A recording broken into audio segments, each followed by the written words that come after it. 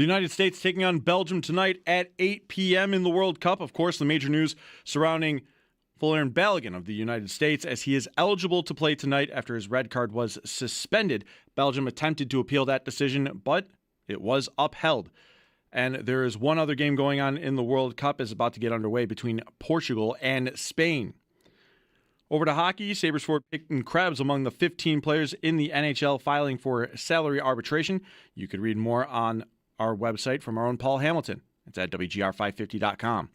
Krebs is part of a list featuring Dallas winger Jason Robertson, Columbus goaltender Jack Greaves, among others, filing for arbitration. To football, the Bills holding another practice for fans to see the new stadium. This one would be where PSL owners do not get first dibs on the access to the seats. Our own Sal Capaccio has more details at WGR550.com as well. This update is brought to you by Paddock Chevrolet, with you for the extra mile since 1935. I'm Derek Kramer. You're listening to WGR.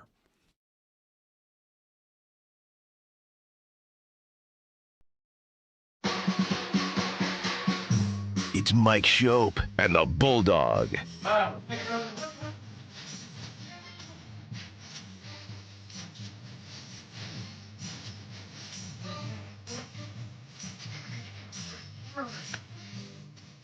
It's Mike Schopp.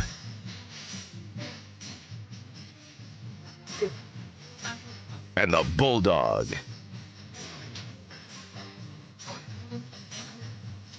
It's Mike Schopp and the Bulldog. Damn! On WGR Sports Radio 550.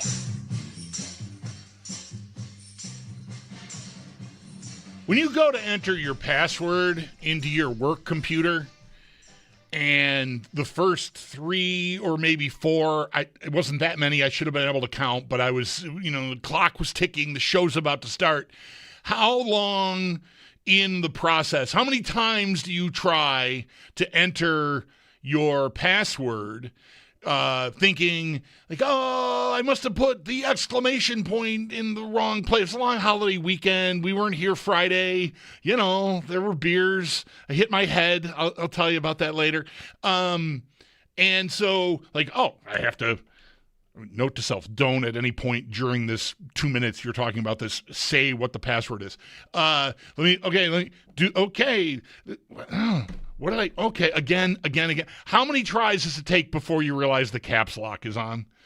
And then you swear at someone for putting the caps lock on when it very well could have been your own fat, stupid fingers when you grabbed the keyboard to log in the first place. So, like, not only are you inept and now rushing to try to get ready to host the show today, no mic, no co-host, what am I going to do? And I can't get into the computer, and then I realize, oh, there, it tells you. It says right underneath there, caps lock is on.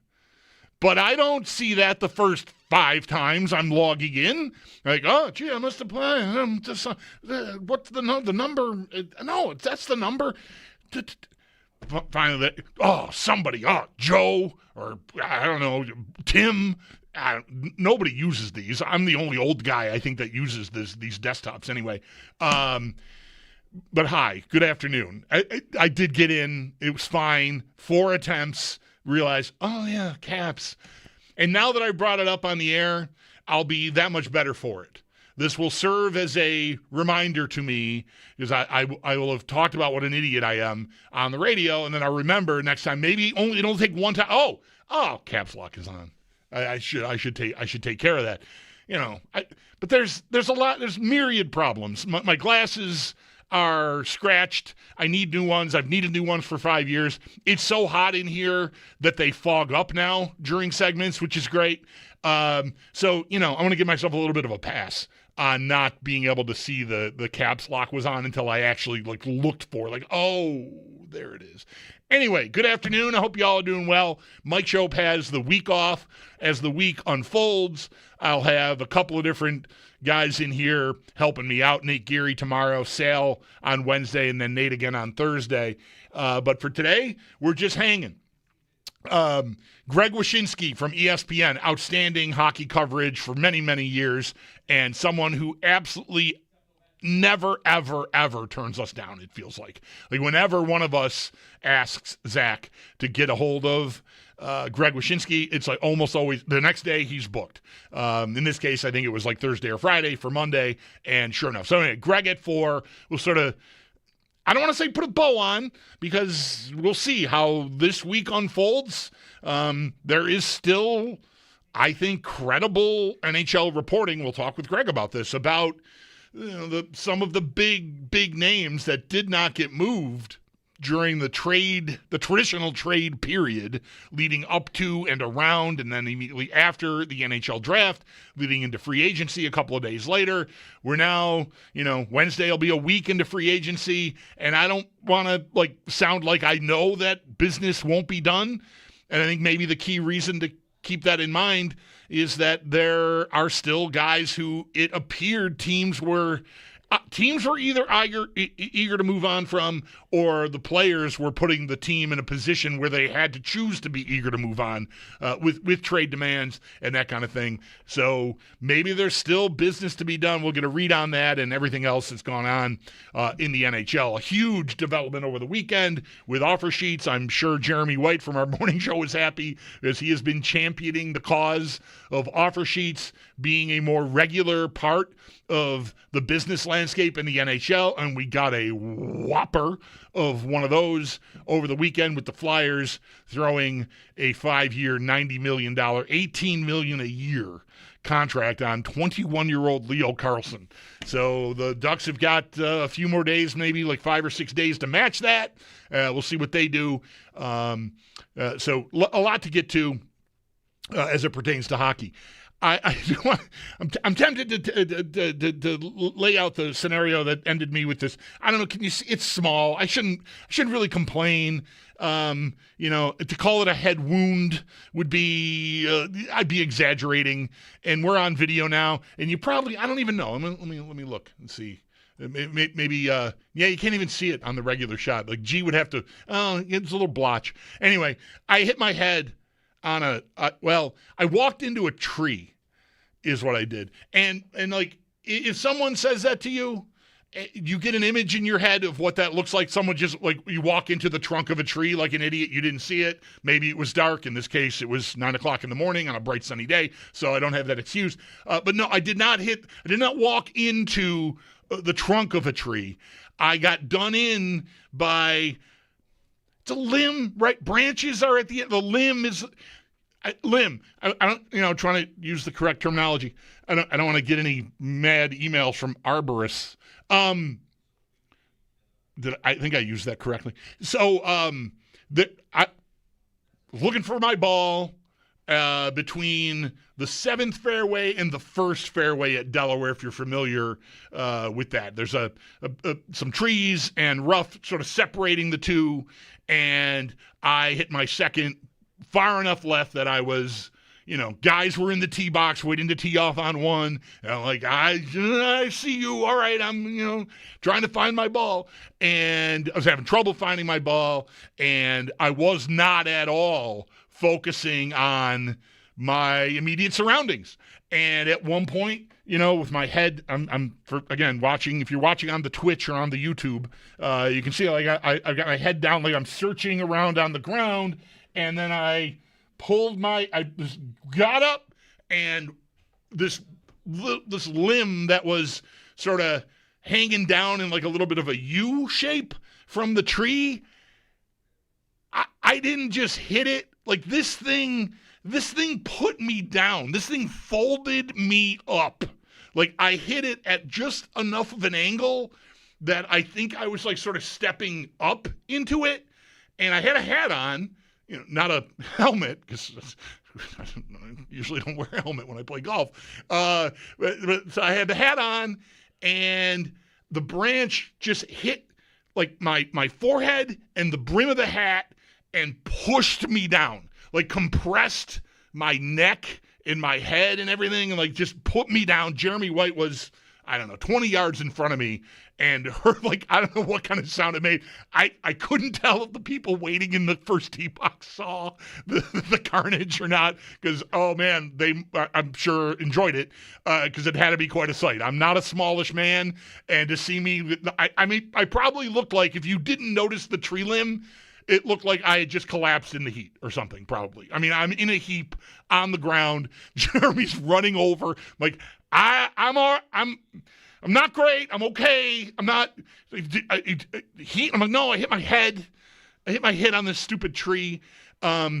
And we had to, like, I had to stop playing. I couldn't. I was all tingly. Like, I had, I think what I found out is, I don't, we're not going to be talking Eric Wood this football season, but when guys get stingers in football, I'm thinking maybe that's what this felt like.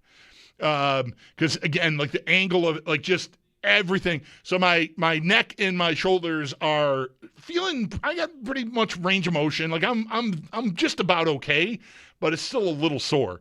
But that knocked me out. Maybe that's why I didn't realize caps lock was on in here. But it's been a rough, see, now this is going to get awkward. It's been a tough year on the golf course for the Parker boys. Because now, Dan, I just want to pick on you for a moment here. Has this been discussed on the morning show? Do people know the details of what happened with the golf cart carnage? I believe so. Okay. By now, I believe it has been discussed. Okay. Dan is in for Zach this week, and Dan has been helping my son and I and a friend of ours. We're trying to launch this YouTube golf show, and I don't know, a month ago maybe we were out at Danny Farms, and Dan just lost his sense of he ran Owen over with a golf cart. And Owen was down, not able to play golf for a couple of weeks. He's fine, like everything's fine. But it was a pretty amazing accident to witness. And I don't know. Again, I'm not in a position to have witnessed what happened to me. I'm only telling you what I assume happened because I hit this thing, never saw it, and was on my ass, and then, got up like, oh, I must have hit my head on that tree limb. So it's been a tough year for Owen and I on the golf course because he got taken out by Dan in a golf cart, and now but again, I think I'm all good. So that's where we're at. Speaking about things that we don't understand, how about that FIFA? I mean, what a few days we've had. I mentioned Wyshynski at 4. My old friend Nick Mendola has been covering soccer for many, many years, currently with NBC Sports. And he's going to join me at 5 to sort of give us the lowdown on, just how unprecedented this choice that FIFA made yesterday morning to I've been thinking all day about trying to get the wording correct. They're suspending the suspension, I think, and denying the appeal that wasn't allowed to formally be made by the Belgian team. It's a very confusing situation because, I think, a lot of us, this is not at all meant to disparage those of you who have been aggressively following the U.S. men's national team for however long, 20 years, 30 years, your whole life, I don't know, and you're passionate about it and you love it, right? The World Cup is going on. It's being hosted in Mexico and the U.S. and Canada, and a lot of us, not me, I mean, I'm paying more attention to the men's national team, the U.S. men's national team than I maybe ever have. But I watch a lot of soccer. But this story, Balogun is the player's name for the U.S. Belgium is the team. Even if you sit down to read a news story about it, it's easy if you're rushing to confuse the player and the nation that in this case, I guess, is aggrieved, for lack of a better way to put it, because Balogun got kicked out of the U.S.'s last match, and that comes with a suspension for the following match, which we all knew about late last week and wondered. And I remember part of the reason I reached out to Nick this morning is I heard him on the air the day after. When was that the last U.S. game? Was that on Wednesday or Thursday? whatever day it was, I heard it must have been Wednesday because I heard Nick on Thursday morning and Friday we were off. So I heard Nick talking about, what had happened and how there is not really the U.S. did not have a formal appeals process to go through. It's I guess, pretty simple. FIFA says you were judged to have committed a foul serious enough that you got a red card, and that's it. We're nothing more to see here. So the way Nick was describing it late last week was FIFA could choose to rescind it, but there is not a formal appeals process that can be undertaken here. And so we get news yesterday morning, nice, 30 hours before kickoff of this match, that a guy who has scored 3 goals in 3 matches during the World Cup is indeed going to be eligible. I'm sure that was a really nice surprise for the Belgium team as they've been preparing to play this match all, for 3-4 days with the knowledge that they would not have to be dealing with this guy in the middle and defending against him. And lo and behold, I think that might be the hardest thing, if objectively, right? I mean, because I'm happy the U.S. has their guy. I am not going to lose any sleep if they win this game about how tainted this or that is going to be. It is pretty interesting to have what I think is maybe all of Europe mad. The U.S. soccer team. I saw a statement from the Swiss are mad. I'm sorry not to be stereotypical, but I didn't think that was supposed to happen. But they're mad. They've taken a side. They're riding with Belgium on this. So whatever happened, the president called the FIFA guy and just made it happen. I mean, I don't know everything you need to know about FIFA or the IOC for that matter, but I've always just sort of assumed that both of them were to some degree very clean-shaven, expensive suit criminal enterprises. There's just always stuff, payouts and, backwashing and all this sort of stuff that, just gets deals done, gets tournaments where they need to be, gets, the Olympics, same sort of thing.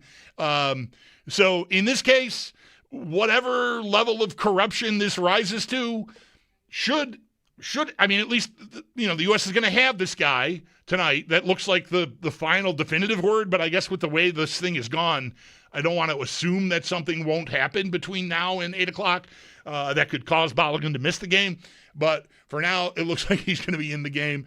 And I don't know, again, if you're way in on this and have been for a long time, maybe the approval of the other nations and this appearing to be not some sort of a favor type deal to the president or whatever, maybe that really bothers you. And I respect that. I mean, it's maybe you think the U.S. should just not play the guy, even though he's been cleared to play or something, just because you think morally it's the right thing to do. He should have to sit his suspension. I'm choosing not to care about any of that because, I mean, to me, things happen all the time in sports that are unjust. And just because this appears to be unprecedented does not, to me, make it the crime of the century or something so scandalous that it is going to ruin in any way my enjoyment of this match tonight and the rest of the soccer. I have enjoyed this tournament thoroughly. It has been on every minute in my house that it's on. When I'm home, it's what's on. Again, if it's happening. It'd be tough to watch it when it's not actually being competed. And I don't think at all, for me anyway, speaking just for myself as a novice soccer watcher, even with all the Premier League I've watched over the years, I still think that's how I would describe myself. I'm just not going to let it get in there where it's going to be a problem.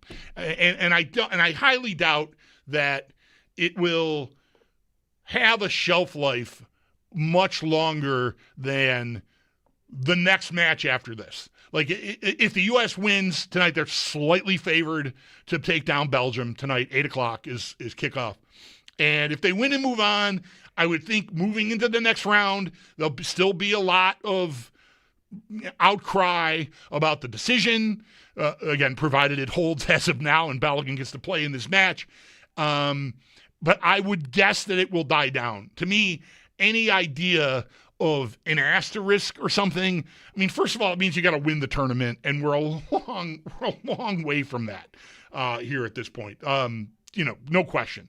Everybody you're going to see now is another level of quality, mostly. I'm not telling you I don't think the U.S. can win the thing. Certainly having Balogun will help them tonight and moving forward. So good for them. I just don't think it's going to. I don't think it has the potential to be a thing that mars the World Cup, I guess, is how I'd say it. I think it will be noted, I'm sure. And I don't know, maybe, I guess depending on how things go, maybe any team like Belgium, if they were to lose tonight, and whether Balogun does anything or not to contribute to that, they surely, I think, they'll have a beef. I just don't know how long. It'll last. The tournament has been such, I think, a spectacle and a positive one at that. Like it's been a very, I think, well received here in North America. The venues look fantastic. The fans, the traveling fans from all over the world look to be enjoying. I mean, I can't speak to every person, obviously, but the stories are all positive. And I just can't really. I guess it could happen. You got to make a choice. I'm choosing to not get too hung up on it. I don't want it to. I'm a casual enough guy about it to begin with that I don't want it to be dwelled on. I don't want to dwell on it. I know, easy for me to say. I'm the one with the team that's benefiting. But I don't think it has to define anything here.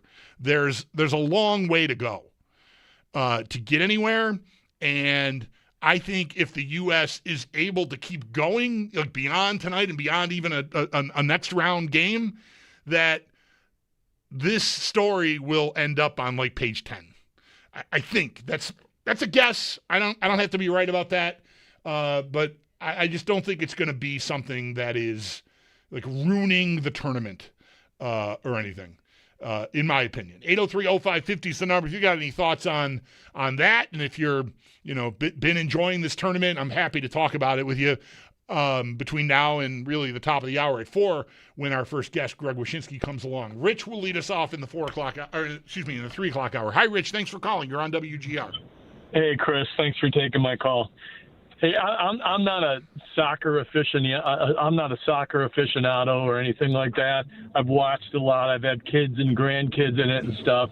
But if you look at this call, it's definitely not a red card, right? And then you don't need people from the U.S. to say that. But I remember I'm old enough to have watched the Olympics when these U.S. boxers would be absolutely killing it, leading by so many points in these games, and there'd be a judge from an iron block country like a Bulgaria or something like that in the U.S. And it happened multiple Olympics in a row, and no one ever said anything about it. This is obviously not a red card, and it seems like a lot of people are up in arms. I don't know. Am I missing something?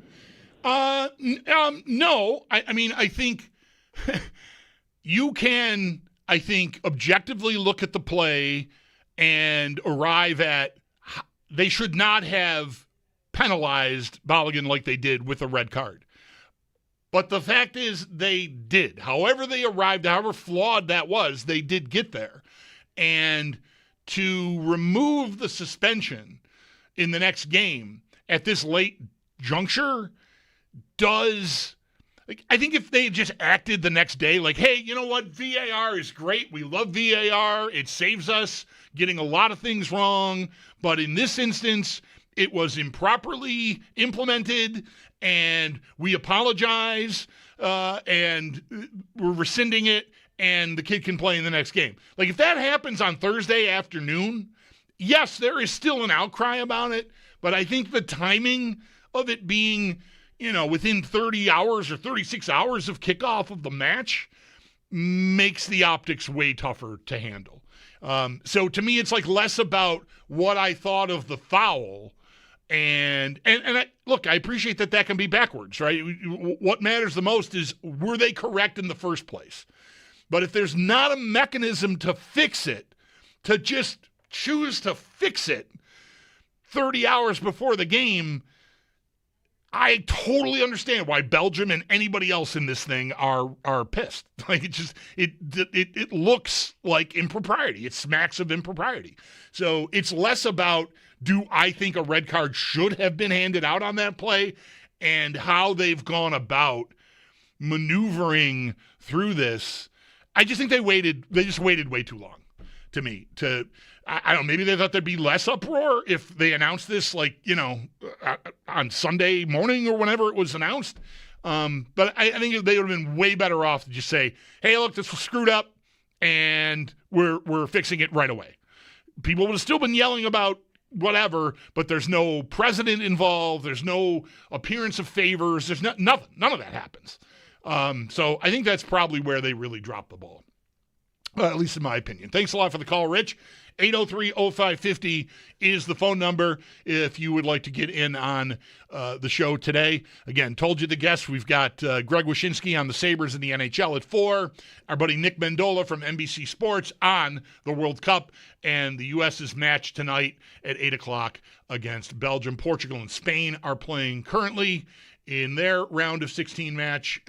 27 minutes in, scoreless is where we are at there. So that's the lay of the land. Mike is away this week. Dan Dale is at the controls. I'm the Bulldog, and you're listening to WGR. For more comfort.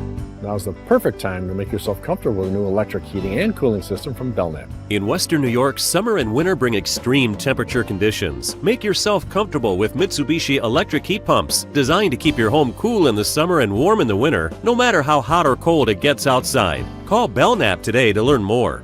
I'm Gary Gorfel, president of Belknap. We work on your schedule. We don't charge more for weekends and evenings. That's why we say, give Belknap a ring.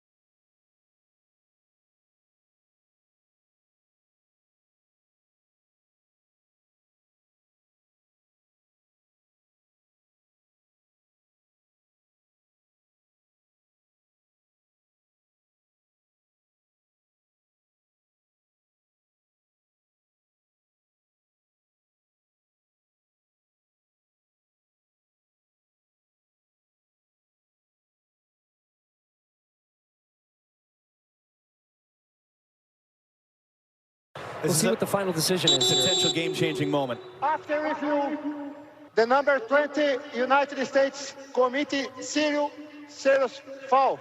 Yeah, it's going to be a red card. The final decision is red card. Wow. I mean, he's bewildered and shocked. Is it the right call? I don't think it's the right call. That is the call from last week's match in which Balogun for the U.S., striker who has 3 goals in 3 matches played so far in this World Cup, getting sent off with, I don't know, somewhere between 30 and 35 minutes to go in the second half of that match. So they played 10, with 10 men, down a man, still managed to win the match and go through the holiday weekend. And then yesterday morning, we woke up to, at least I woke up to, news that Balogun was going to be allowed to play in this game tonight. And of course, everyone is now up in arms and people are taking sides, and it's hotly contested. I think the nature of the choice made by FIFA just invites, and FIFA's reputation, much like the IOC, I think invites, there's well-earned skepticism, I think is a way to put it, about their motives and how potentially could they be manipulated. So whether that indeed happened or not, maybe I saw Sal tweet this earlier today. The 30 for 30 that is produced and airs between this World Cup and the next one about how all this went down will be a must-watch, and I'm 100% on board. So Balogun, as of now, expected to play in this match tonight. Kickoff is at 8. If you're curious about Portugal and Spain, 35 minutes in, still no score in that one. 803-0550 is the number. Tom is next up this segment. Hi, Tom. Thanks for calling. You're on WGR. Hi, sir. Thanks for having me. Sure. Thank you for calling. Yes, sir. You guys were talking last week about instant replays and certainly how it affects situations like this red card and the situations like Brandon Cooks, and you kind of have to have it one way or the other. Mm-hmm. I think all that is right, and I agree with much of your guys' sentiment. The tough part is just, as a society, I feel like we've kind of made the bed and now we have to lay in it, especially with social media, et cetera. If we were to get rid of instant replay in sports, and I'm not sure you guys are advocating for that or not, but if we were to explore that, I mean, just the communities or the countries that are incensed by, we got, evidence here with this picture, and we should have done the replay, et cetera. Yeah. So I don't know. It's just there's no stopping it. I would abolish it, but that is, to me, like, I don't know. There's no chance of that happening. So like even saying it on the air seems like almost like I'm showboating or something. Like, listen to this stand I'm taking. It's never happening. I mean, for some of the reasons you've already mentioned, Tom. Like we see too much now in a way that we didn't 50 years ago, even 20 years ago. And I just think it's very hard to put that genie back in the bottle, for lack of a better way to put it. But it comes with, I just think there's so many unintended consequences. And one of my biggest ones, I mean, I'm years away from this now, but when I saw this a lot, more in baseball than I did in hockey. And we were around hockey a lot more when my kids were both, younger. That I think you go to like a 15U or 12U baseball game, and parents can't believe umpires miss calls. Because we've grown to such a point that every miss by an official is aggrieving someone, and the aggrieved feel like they should be heard or need to be heard. And I just think it is trickled down in such a way that to me, it's not worth it. But I recognize that I'm yelling into the void. It's never changing. Yeah. The only idea I could muster was, what if, take the NFL, for example, what if each team had 5 instant replays a game that they could request, much like, kind of in line with challenges almost. And, you can't put it all the way in the bottle, but walk it back anyway. I don't know. Yeah. It's tough. Yeah, it is. Tom, thanks. Yeah, what happens if I use my 5 and they're all right and now I'm out and now something else happens? I know that sounds like a ridiculous scenario, but that's the reason why you've wanted, I think the like football has wanted to like remove the responsibility for getting it right from the coaches to an extent. That's why SkyRef is there now, and they're just trying to correct things on the fly and all of it, because any system where you're counting how many chances I have to protest, when I run out, then something happens, and now I'm aggrieved all over again, even though I had. So I don't think you'll ever get there. I think there's only going to be more as we go, probably. But I don't have to be right about that. But like this whole mechanism to use the replay to decide on the red card and slow down what happened on a play that really, I think honestly, objectively, I don't think there was malice. I don't think there was intent there, which I think should be necessary if you're going to throw someone out of a game and then the next one too for good measure. But again, I'm pretty much a novice when it comes to how these rules are, how they're handled, how justice is, arrived at in soccer is not something I'm super familiar with. So, but yeah, I don't think it's going anywhere. It is, it has made me really want to almost stop yelling about it. We don't do it as much as we used to, I can tell you that. Because like even I think this would be right. Right? I want less. It's so omnipresent. The caller mentions the Brandon Cooks play from the end of the Denver playoff game. What was maybe, despite our disagreeing on the outcome of the play, perhaps, right? If you think it was a catch, I didn't think it was a catch. I thought it was an interception. Maybe the biggest problem all sides should have in that, and I remember Sean McDermott, the former coach of the Bills, making this point after the game, is how quickly they arrived at, yep, that's an interception. Like, plays that decide games where you've got the ability to really spend time looking at it, often, like, that annoys me, right? Keep the game moving. What are we doing? But if you're going to do that at arbitrary moments in games, not at, like, halfway through overtime of a playoff game, by the way, which is where we were, then you should take the time to look at that play. And instead, they just very quickly, like, Denver was awarded possession and a play was run, and, like, it was over. And that probably didn't seem fair, considering how much time they often take with other plays that aren't even as meaningful within the game. 803-0550 is the number. David is up next. Hi, David. Thank you for calling. You're on the air here on WGR. Oh, thanks for taking my call. You're welcome. I really think that was a red card foul. Totally deserved. If you look at the rules, he did a risky or a reckless play, and he stomped on the guy's foot, his ankle in particular, and that's almost an attempt to injure. But it's certainly a red card foul. I mean, couldn't be considered a yellow card foul because it doesn't really fall into that realm. The only realm that you could call it a yellow card is unsporting behavior. What differentiates one from the other? If you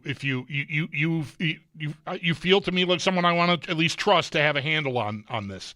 What rises it to the level of red? Is that intent or recklessness, which I think are words you just used? Recklessness. Yeah. See, that's where I don't think I saw it that way.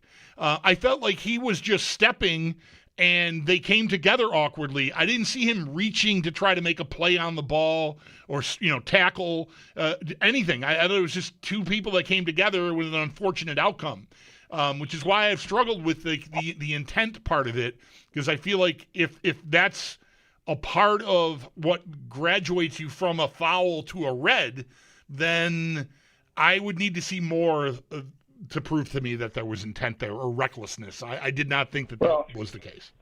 I think the intent, I don't think he had an intent of hurting the player, but he acted in a reckless manner because his own foot is connected to him, and in the opposite player who was trying to make a play on the ball didn't come in contact with Burgoyne's foot. So that's where the issue is. Gotcha. David, they may have come together, but yeah. Let me ask you this: like, if you're someone who, again, you're representing as having some familiarity with the rules, how much, if at all, is this ruling and Balogun being allowed to play in this game tonight? Does that cast a cloud over the World Cup and the U.S. men's team for you? Are you a fan of the U.S. men's team, and does this sort of take away from what you've been experiencing in the few weeks that this has been going on, or no? Well, I don't blame the men's U.S. team for being opposed to it. I mean, it's like 50% of the calls are always wrong in the eyes of someone, right? Right. Usually, so I'm not upset with them, but I think the ask was wrong, and maybe the people behind the call, like who's asking it? Does this become a political thing where they went, higher outside of soccer and made a request? And hey, you got to review this and call it in our favor. I think that's where the real issue is. Yeah, I definitely agree with that. Like I can totally. I've already said a couple of times that I think if FIFA had acted, David, on like Thursday afternoon, like within 24 hours of the match having ended, and said, you know what, this doesn't, we put it to a panel of our officials and been more open about it and announced that they were going to rescind the suspension for this game tonight, I don't think it's raining as hard on everyone as it is now with they waited until yesterday morning to do it. Right. They don't have a mechanism in place to overturn something like this. Right. They just kind of came out and said it. Okay, well, we think it's the other way. Right. David, thank you for the call. You've made the show better today. I appreciate you taking the time to phone in. 803-0550 is the phone number. We'll shift to some Sabres and NHL conversation coming up here at the top of the hour. The great Greg Wyshynski from ESPN will be my guest. Then, still time for a couple of phone calls between now and then. If you want to get in at 803-0550, please feel free to do so. Mike Schopp is away this week. I am the Bulldog, and you're listening to WGR.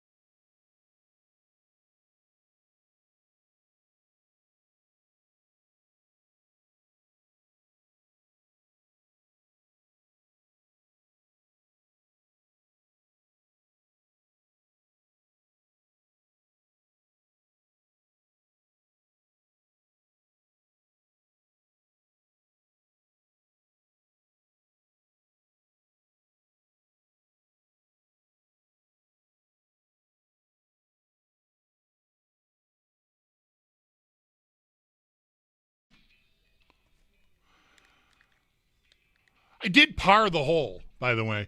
Back to the very beginning of the show today. I hit my head on a tree limb playing golf at the lower park on Friday, but found the ball after I got up. I don't know if I was sitting on it when I hit the tree limb and it just knocked me straight down on my butt.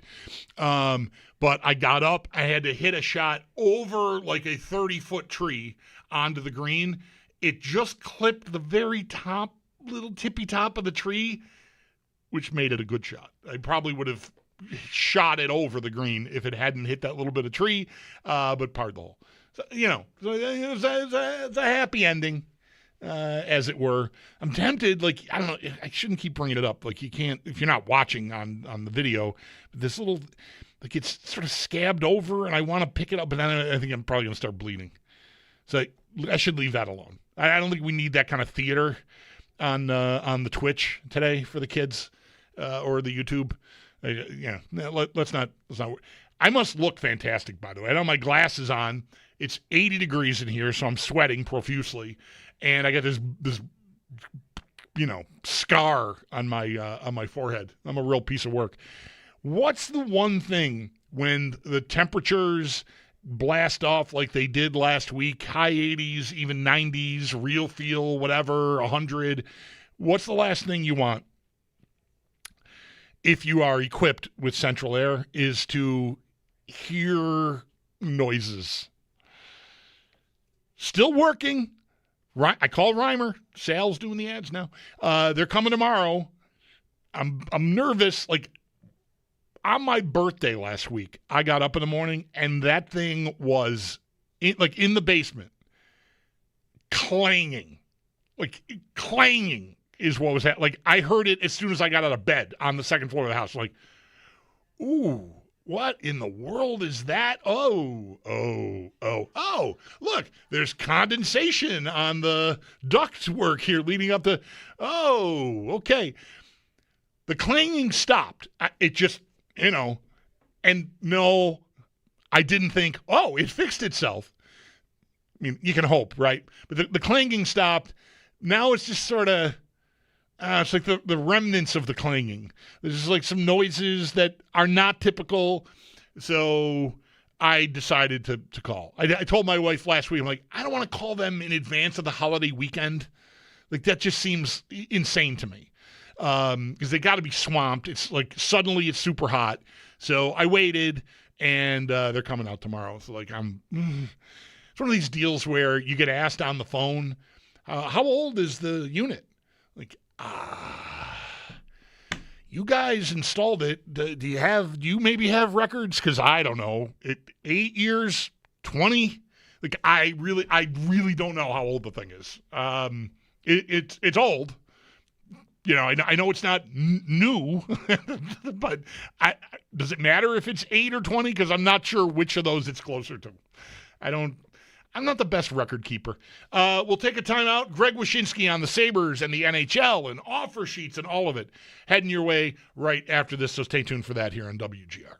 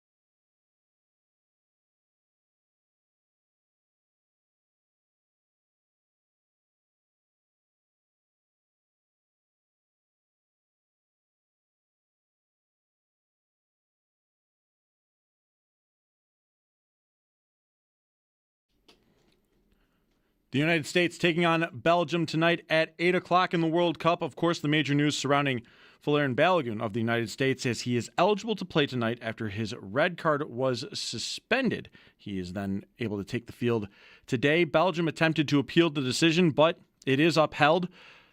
Again, the game getting started at 8 o'clock out in Seattle. One other game in the World Cup underway as it is half. Portugal and Spain still scoreless through the first half of play. Over to hockey, Sabres forward Peyton Krebs among the 15 players in the NHL filing for salary arbitration. You can read more on that from our own Paul Hamilton on our website at WGR550.com. Krebs is part of a list featuring players like Dallas winger Jason Robertson and Columbus goalie Jet Greaves, among others. To football, the Bills holding another practice for fans to check out the new stadium on August 18th. This one where PSO owners would not get first dibs on the access to those seats. Our own Sal Capaccio has more details on WGR550.com. This update's brought to you by Paddock Chevrolet, with you for the extra mile since 1935. I'm Derek Kramer. You're listening to WGR.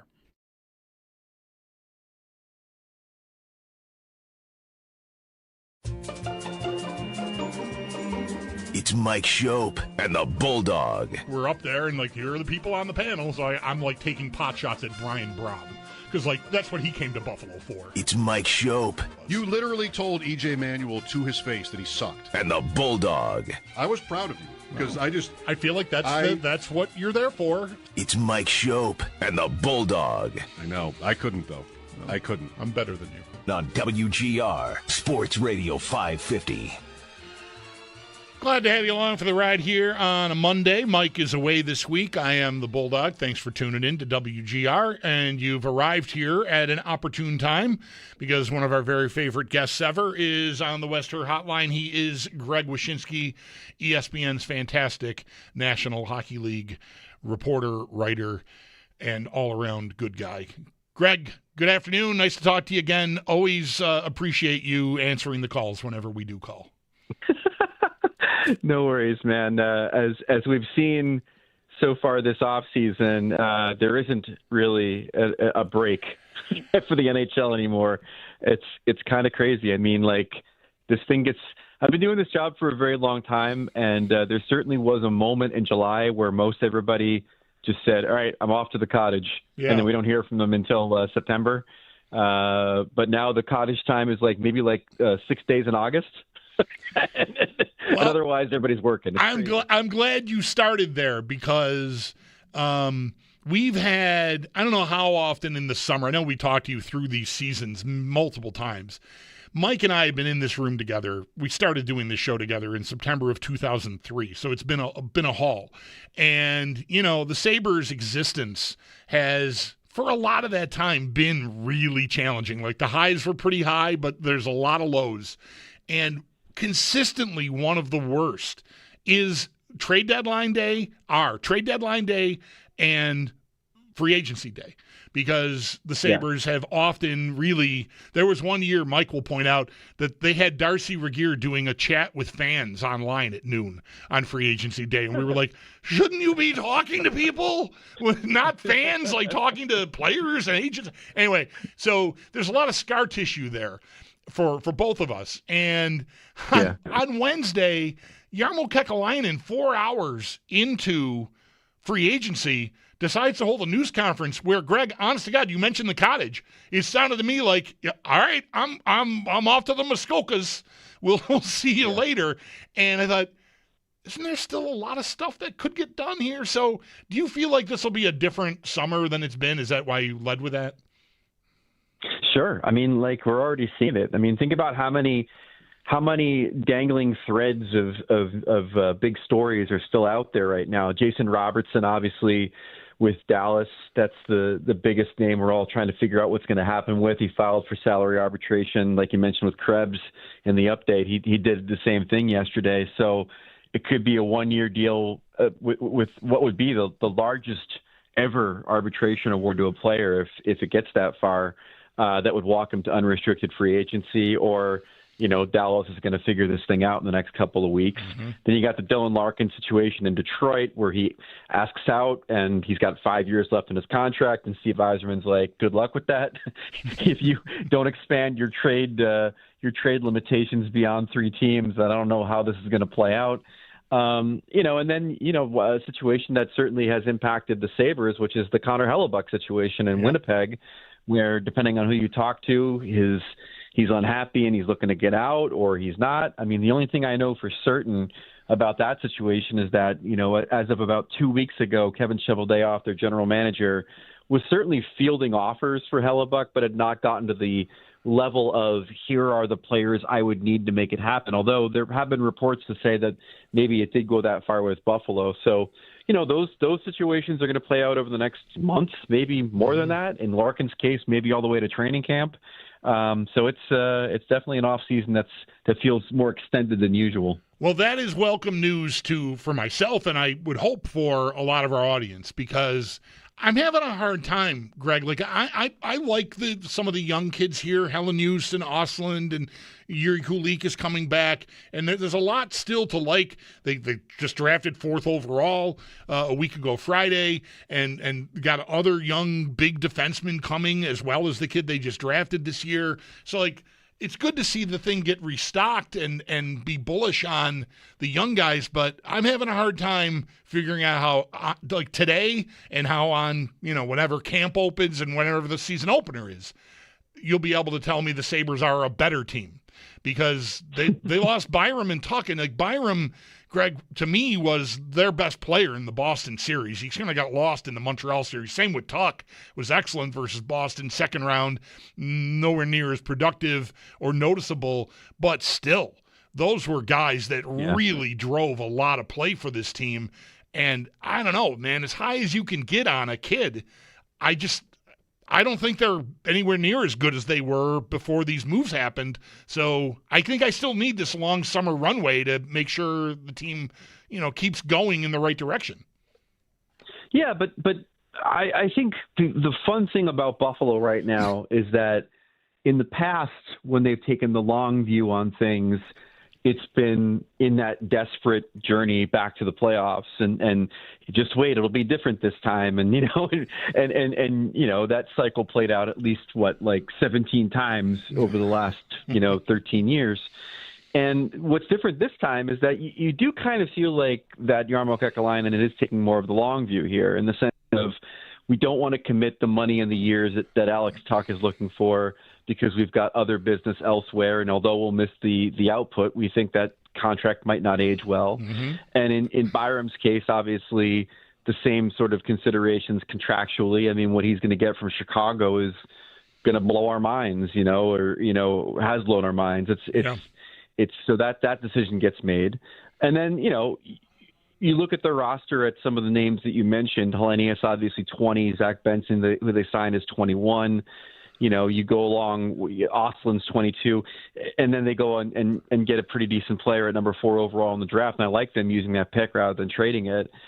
The idea that they've made the playoffs, they've broken the drought, and now you can kind of make some challenging, gutsy decisions with players that certainly had an impact, but do so with an eye towards a sustained contention, a sustained relevancy, I think is to Jarmo's credit. It's not going to be that popular in some places, but I do think that there is some logic to the way that he's operating right now, even if the team might have to take a slight step back next year. Yeah, I think a lot of the fan base, as popular a player as Tuck was, this would describe me. I don't mean to make it seem like I represent a lot of the fan base, but I think I had a lot of company in this take. Like, Tuck was a super valuable, important player, face of the franchise type stuff, right? Kevin Adams talked when he took over. I need guys when he's trading Eichel and Reinhart and Ristolainen. I need guys who want to be here.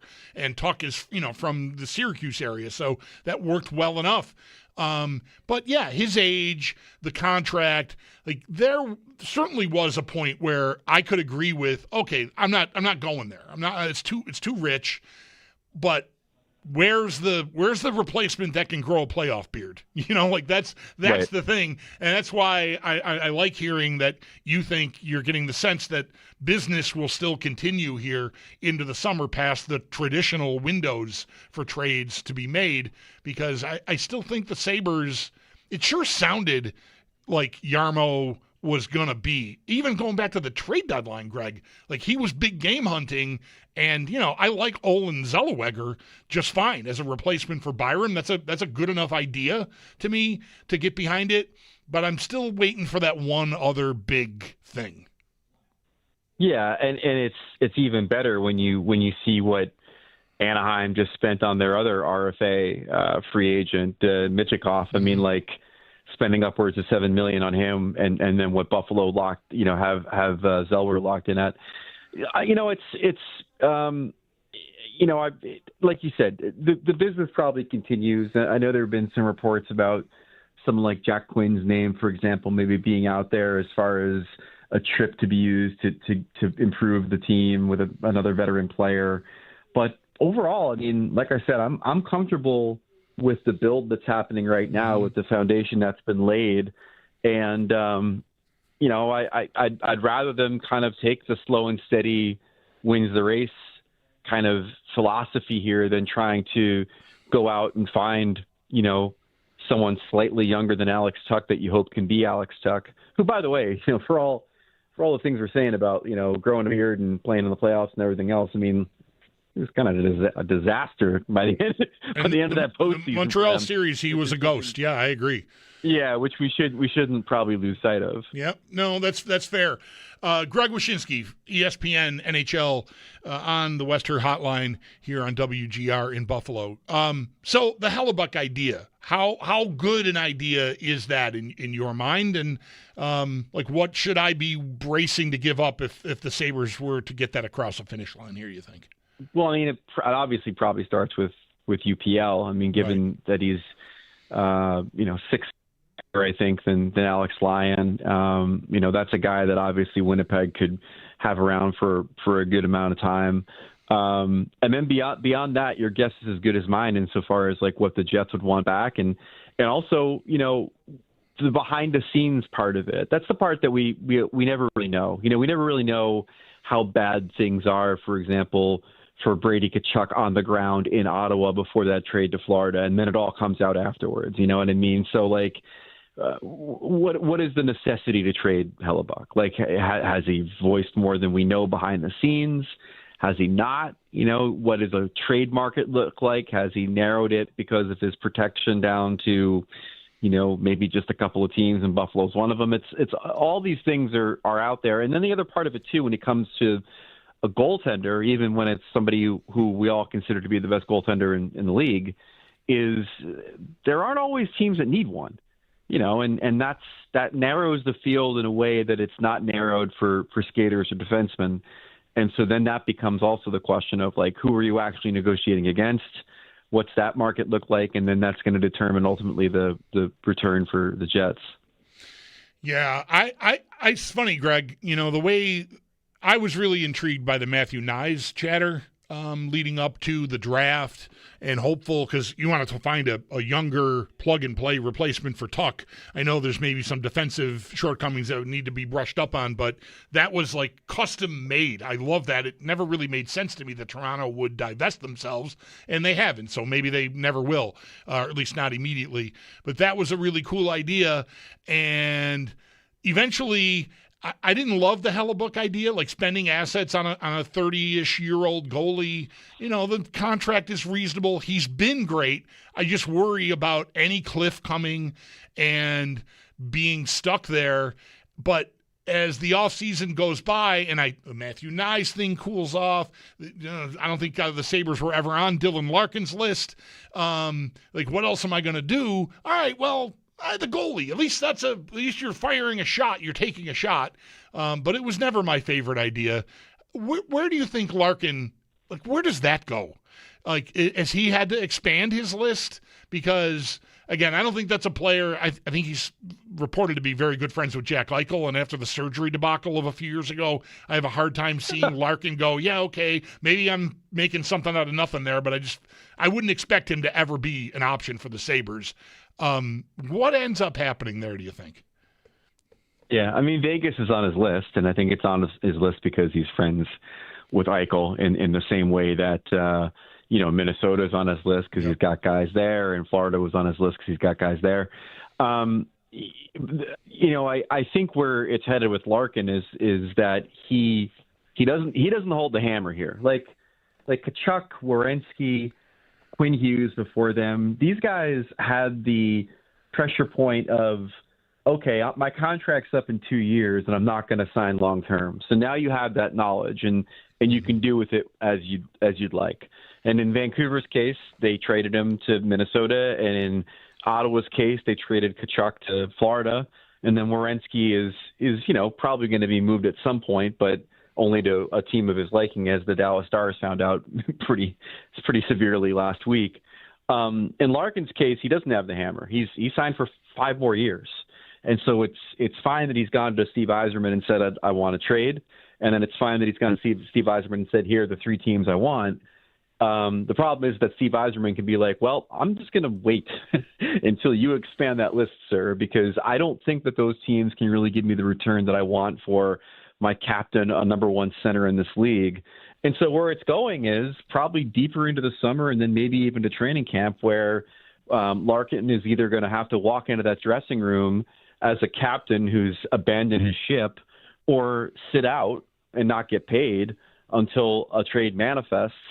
And so I think ultimately Yzerman holds the cards here as far as having the pressure points to apply to Larkin to have him expand his trade horizon, or else it's going to get real uncomfortable real quick when the calendar flips to September. Can I get Tage Thompson to give Dylan Larkin a call? They played on a line together in the Olympics. Come on, I need something. I need recruiting here, because that's a dreamy idea to me. The contract is reasonable, his age works, but I've just sort of stricken it from the record because I can't imagine him waving from here.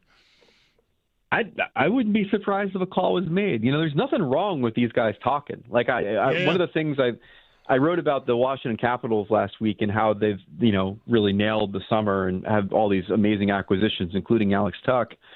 And it's amazing how open these guys are insofar as, like, the minute there's interest from a team, how many texts and phone calls they make to guys that are on the team or guys that have played there to get the 411 on what it's like.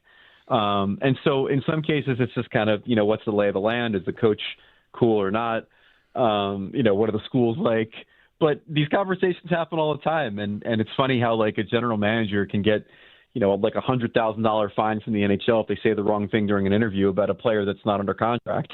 But these players can just trade notes, on late night phone conversations all they want. There's no repercussions for it. Greg Wyshynski on the Western Hotline with us for just a couple of more minutes here. Before we get to the offer sheet bombshell from the weekend with Anaheim and Philly and Leo Carlsson, I want to ask you about Toronto, because they were very busy.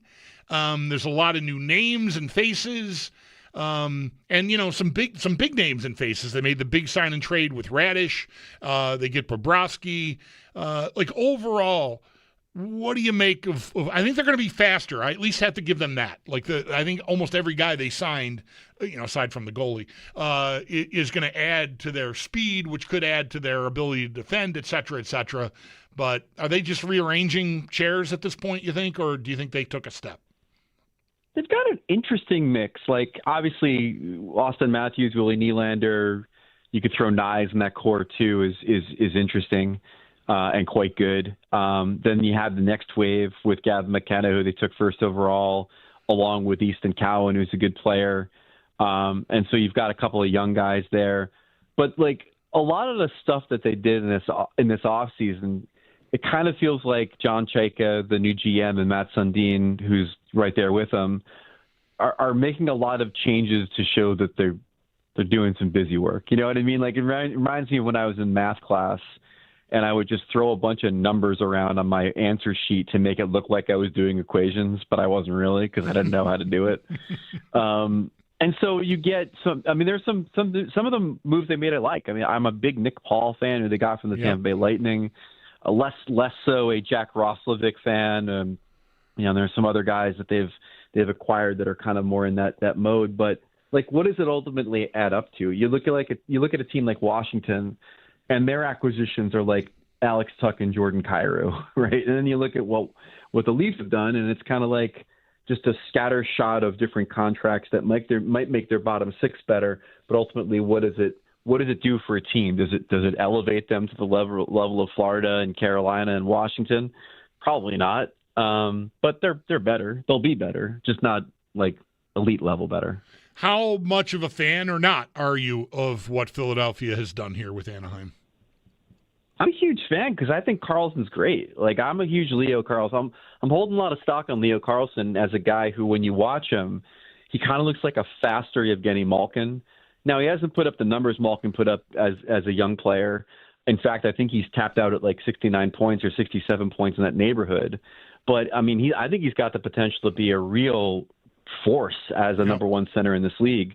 And the two things I like about it are, first of all, the cap is going up exponentially every year to the point where this contract might not look as egregious as it does right now when you start to see the money that Makar gets, the money that Bedard gets, the money that Celebrini could get. Like, this is just the first of many contracts that are going to be higher than what Kaprizov made on his deal, just because of the economics in the league. And plus, you've got to do it in order to make the offer sheet successful and entice Anaheim not to match. But the second thing is, the Flyers made the playoffs last year. They won a round. They're a Rick Tocchet team, which means they're just going to kind of be around the playoff bubble, whether they make it in or not most years. What are these first-round picks going to do for you? You're not going to find Leo Karlsson with any of them, so you might as well sacrifice them in service of acquiring a 21-year-old number one center, which is a thing that, unless you're going to tank, you're not going to get in this league. So I liked the move for Philly. I'm pretty sure the Ducks are going to match just because they have to.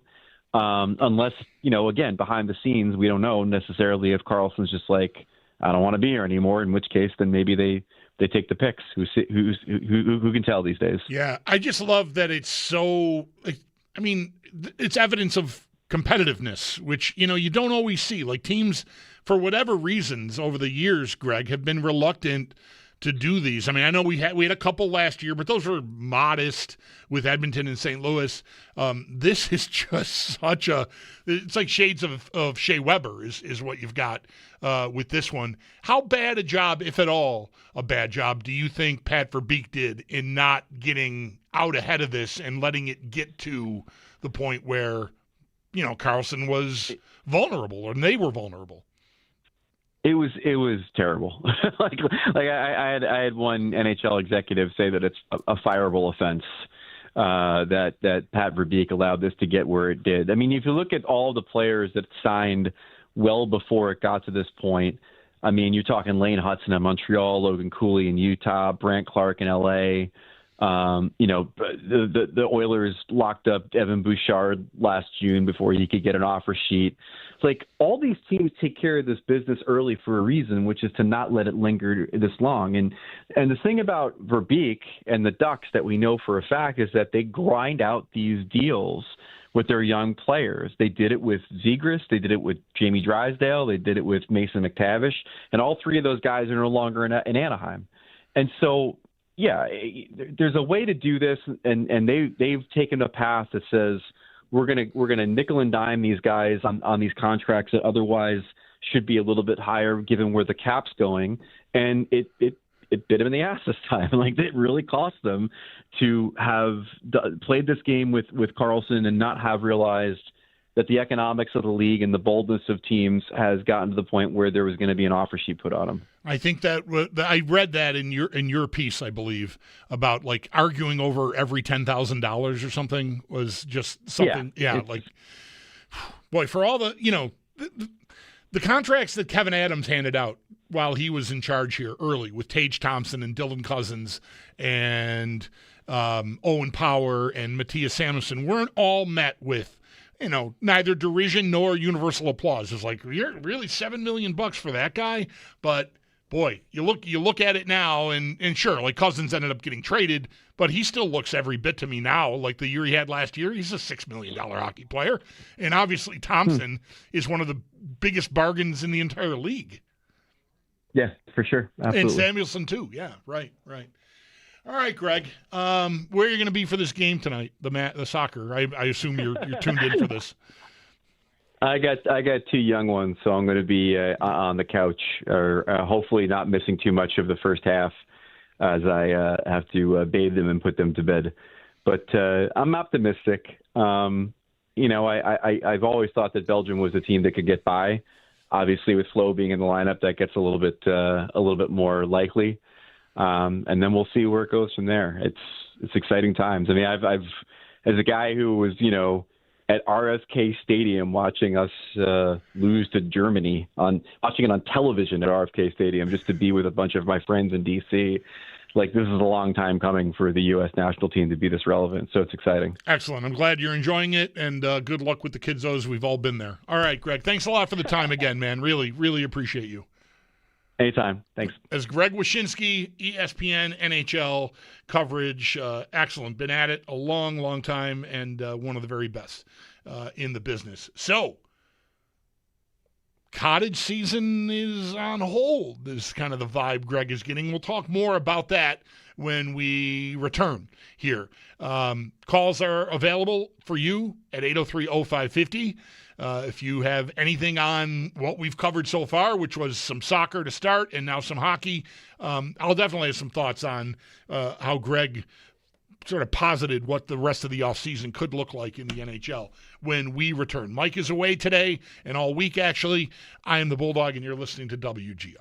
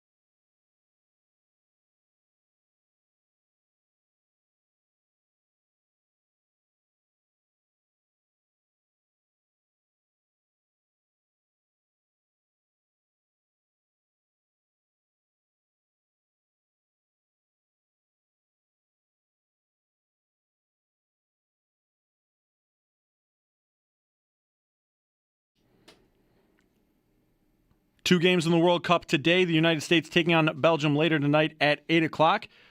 Fuller Balogun of the United States is eligible to play tonight after his red card was suspended. Belgium attempted to appeal the decision, but it was upheld. The United States taking on Belgium again at 8 p.m. in Seattle. One other game going on right now, Portugal taking on Spain, and it is still scoreless as we're heading into the 70th minute of that match. In hockey, Sabres forward Peyton Krebs among 15 players filing for salary arbitration. Our own Paul Hamilton has more at WGR550.com. To football, the Bills holding another practice for fans that are going to try to get a chance to see the new stadium on August 18th. However, this one is where PSL owners will not get first dibs on access to those seats. Our own Sal Capaccio has more details on our website at WGR550.com. These headlines brought to you by Paddock Chevrolet, with you for the extra mile since 1935. I'm Derek Kramer. This is WGR.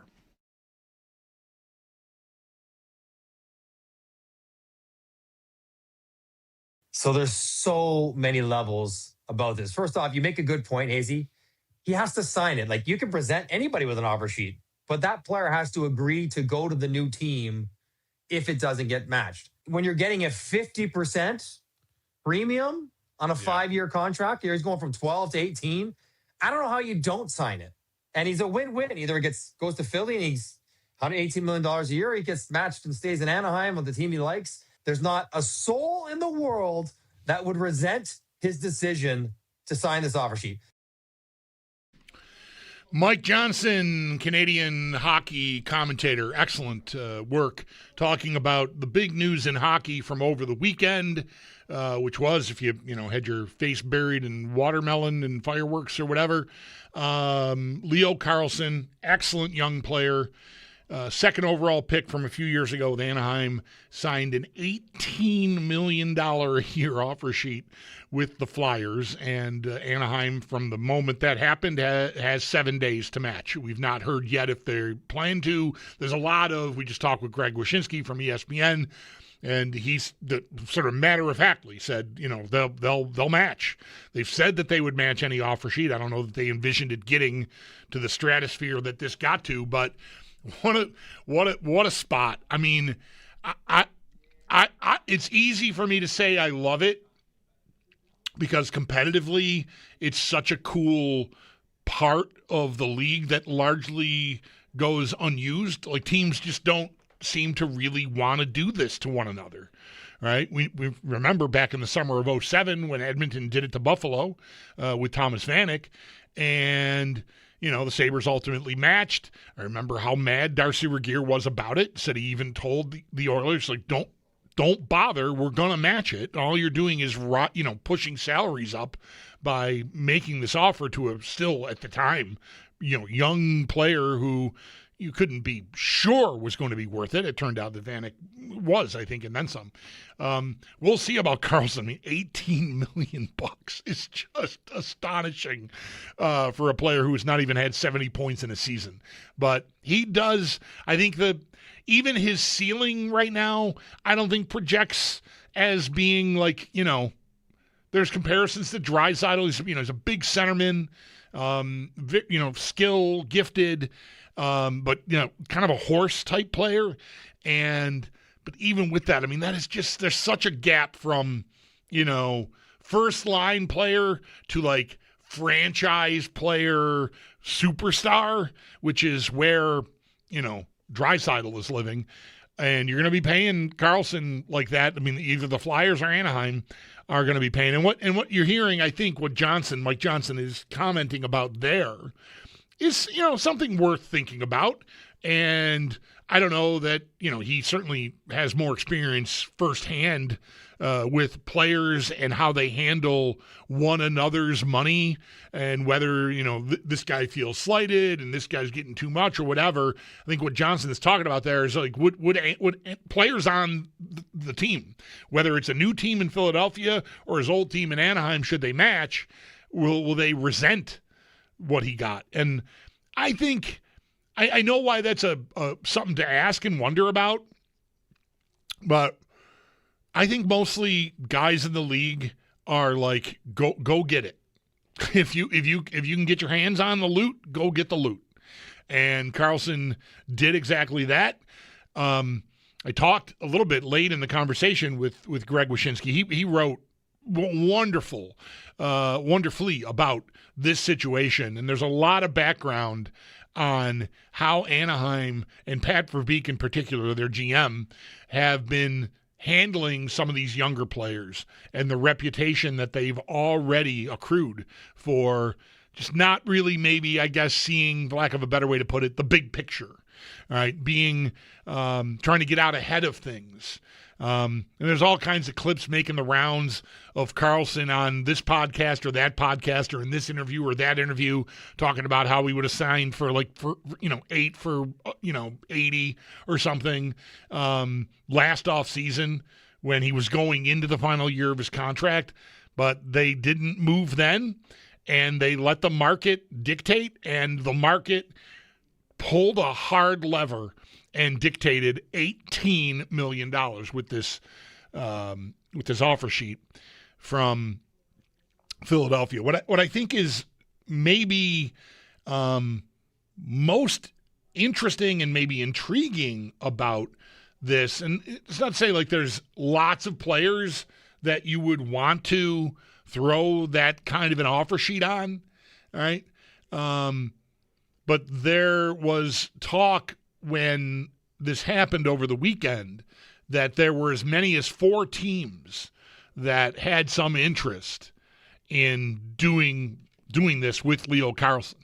So that could get you wondering about, are there other targets out there? Are there other guys that you could be worried about? I would admit to you that when we were getting to off-season mode, we got a few people that got through and were worried about Benson being vulnerable, the Sabres being vulnerable with Benson. And as it turned out, he didn't even get to the point of being eligible. They signed him. They did what Anaheim seemingly refused to do with a couple of their young guys, which was get out ahead of it. The Sabres did that. They got this done before the free agent market even opened, and Benson would have been eligible for an offer sheet. They signed him, and it's done. But I sort of was like, I can't see a team wanting to go to such a high number that the Sabres wouldn't just match it, so why even bother? But now Karlsson is a number 1 center, potentially like franchise, face of the franchise type player. And Benson is not that. He's not that. He's a very nice piece. I'm glad he's here. I'm glad. I have no issue at all with the contract they signed him to. I think it was a very tidy, smart piece of business. But if someone were willing to go to $18 million with a player who, again, only a couple of years into his young NHL career, has still not even gotten to the 70-point threshold. Forget about point a game. It's not there yet.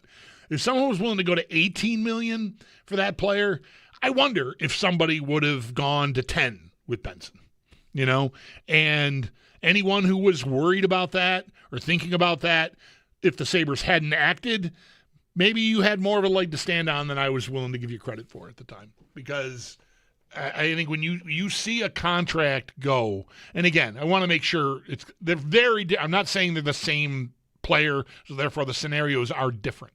But I don't know, on some scale here, the Sabres got Benson at around $7 a year. If someone's willing to go, Philly and maybe other teams are willing to go to 18 on Karlsson, who knows what somebody might have been willing to go to 10 with Benson. And I love Zach Benson. I would like that contract a lot less if it were $3 million a year more. Let me tell you, I think that would be really, really tough. 803-0550 is the number you want to get in on the conversation, like Paul, who's up next here on WGR. Thanks for calling, Paul. You're on the air. Bulldog, this one it's a head scratcher to me because I wouldn't think 10 minutes about this if I were the Ducks. I would take the picks and I would turn those picks over into Robert Thomas, into Dylan Larkin, and I'd probably have a first-round pick left over, and I'd have a center on a reasonable contract. $18 million a year will be a top 10 salary in the entire league in 5 years when it expires. There will be guys with more, but not many. And This kid, he's great. He hasn't shown he's a top 10 player in the world. By the way, he's not even a top 10 center in the league, let alone not just top 10 centerman, not just top 10. He has to be a top 10 player in the world. He isn't close to that right now. And you're going to pay him a salary that in 5 years, when it ends, will still be a top 10 salary in the world. If you're Anaheim, this is a no-brainer. You take the 4 first-round picks, and you say to Vegas, who loves to live dirty and trade all the first-round picks they no longer have, give me Mitchell Marner for these 4 first-round picks. Give me Jack Eichel. Give me one of the two of them. Or you don't want to do, okay, we'll go to Robert Thomas. I will go to every team in the league and look at their first-line center if they're not a true contender right now and say, I got a bunch of picks for you. And you get a center on a reasonable contract and you move forward with another high draft pick because this is insane asylum contract. This is so easy to walk away from if you're Anaheim to me. All right, Paul. I don't think it's easy at all because, and I wonder though, like how much of what Anaheim, right? What is Anaheim doing, right? They probably knew somewhat ahead of time, like, hey man, Carlson and this guy are talking to teams, like, right? Maybe they were bracing, right? But are they? They are not. I would think they are not just sitting in their, whatever, their offices, their scouts room, their whatever. They're not all sitting around going, oh, should we match? Should we not match? Oh, let me look at his stats again. I wonder how much of their time right now is being spent doing exactly what Paul suggests they do with those picks. Like if I have Philadelphia's, I don't happen to think those picks are that valuable. I don't think it's a no-brainer for Anaheim. But what they should be doing to cover their bases here is seeing if they can trade for Dylan Larkin using some of what they could get from Philadelphia. Seeing if they could trade for Robert Thomas. Look, those are good ideas. The problem is you need to know now. You need to know within the next, again, when did this happen? Saturday, Friday night? The holiday weekend just kind of throws everything into flux here. But whatever. They've got till the end of the week or thereabouts to decide. So can they figure out what they could do with any of these picks as opposed to just sitting on them for, 1 year, 2 years, 3 years, 4 more years? Can they package them up and make something happen? Because if you can, then I think you've got a conversation of this versus that. But I think if you can't get that part settled, I think walking away from Carlson's contract and settling for the 4 picks, not knowing if you can upgrade your team right now, is a very hard decision to make. I think you need to know whether you can do what the caller suggests, and I don't know how easy that is. Dylan Larkin has control. The Blues seem to have backed off of wanting to trade Robert Thomas. Again, maybe the right offer gets him there, but I don't think a pick expected to be in the 20s in the draft the next 2, 3, 4 years is going to move you to divest yourself of, a player under a reasonable contract moving forward. If anything, the climate that exists in part because the offer sheet happened and exists is going to push salaries higher, which only makes what Dylan Larkin and Robert Thomas are getting paid look like more of a bargain. So, I think it's a little maybe idealistic from the Ducks standpoint, the way Paul is saying you just use them to get other guys that are cheaper. I don't know that it's that easy. And I might tell you, yeah, Carlson, he has a long way to go. I might bet on him being better than Larkin or Robert Thomas within 2 years.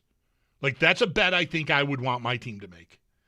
Because I think there's a very intriguing, exciting package of talent there. And that whole team, Anaheim, if they can keep their band together, I mean, this is a bad way to start, I can tell you that. I think that's a player that could, it's hard to say live up to that. It's the highest paid player in the league. And so the caller's correct about a lot of what he's asserting about the gap that exists between where he'll be getting paid and where he's starting from. I also don't think, he said numerous times there, that in 5 years that'll still be a top 10 contract in the league. I don't know, man. Like McDavid is going to get paid again. Matthews is going to get paid. You're going to see a lot. Now, I don't know that guys are going to crest 18 million with regularity, but the cap is exploding. So I wouldn't assume it's going to be on the page. It's an outrageous contract. I just wouldn't assume it's going to be top 10 in 5 years. Because of the number of guys that will get paid and the rising cap situation within the league. Thank you for the call, Paul. Appreciate it very much. We'll hit up a timeout here. Already Nick Mendola on all the drama surrounding the U.S. men's national team and their match tonight against Belgium. We'll get to Nick at 5. I am the Bulldog, and this is WGR.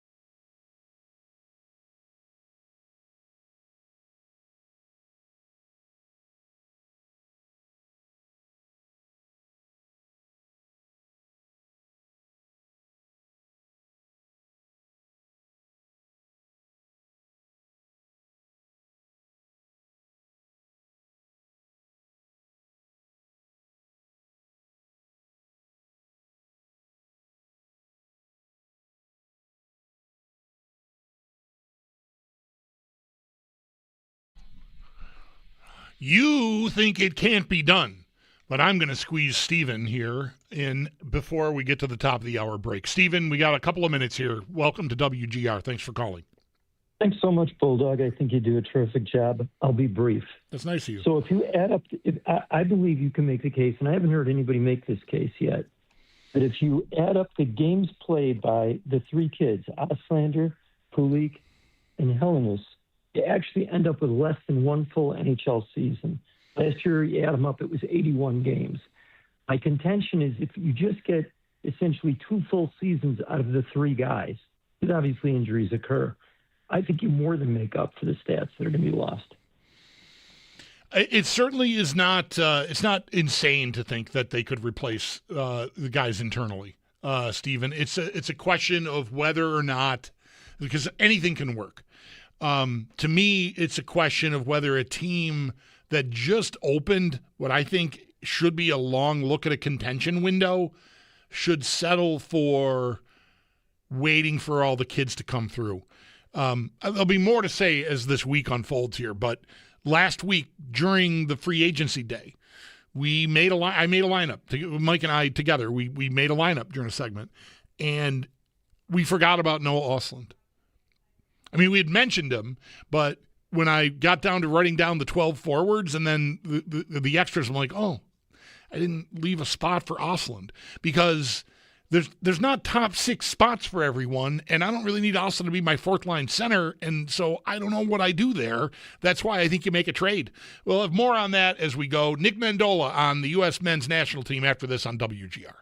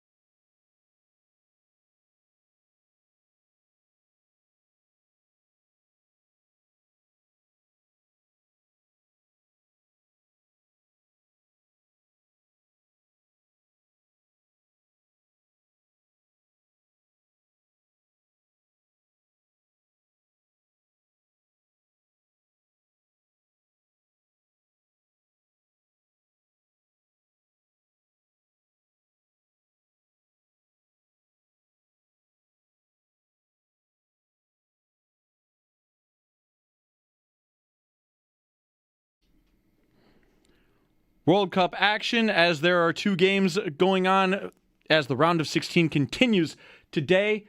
Right now, Spain and Portugal, it looks like Spain up right now 1-0 as extra time is heading toward its end. Portugal will have one last chance to come up with a rush here to get a goal to try to even it up. Meanwhile, the United States taking on Belgium tonight. That one getting started at 8 o'clock. The major news surrounding Folarin Balogun of the United States, eligible to play tonight after his red card was suspended. Belgium did attempt to appeal the decision, but it was upheld. To hockey, Sabres forward Peyton Krebs among the 15 players filing for salary arbitration in the NHL, a list that also includes players like Dallas winger Jason Robertson and Columbus goaltender Jet Greaves. There's more information on our website from our own Paul Hamilton, as he wrote the latest up on Krebs at WGR550.com. Other hockey news, the Calgary Flames signing defenseman Simon Nemec to a 5-year extension, $7.25 million annual cap hit. Calgary acquired Nemec from the New Jersey Devils last month. To football, the Bills holding another practice for fans to be able to get a glimpse at the new stadium. This one will be held on August 18th, and this is one where PSL owners would not get first dibs on access to seats. Our own Sal Capaccio has more details at WGR550.com. This update's brought to you by Paddock Chevrolet, with you for the extra mile since 1935. I'm Derek Kramer. You're listening to WGR.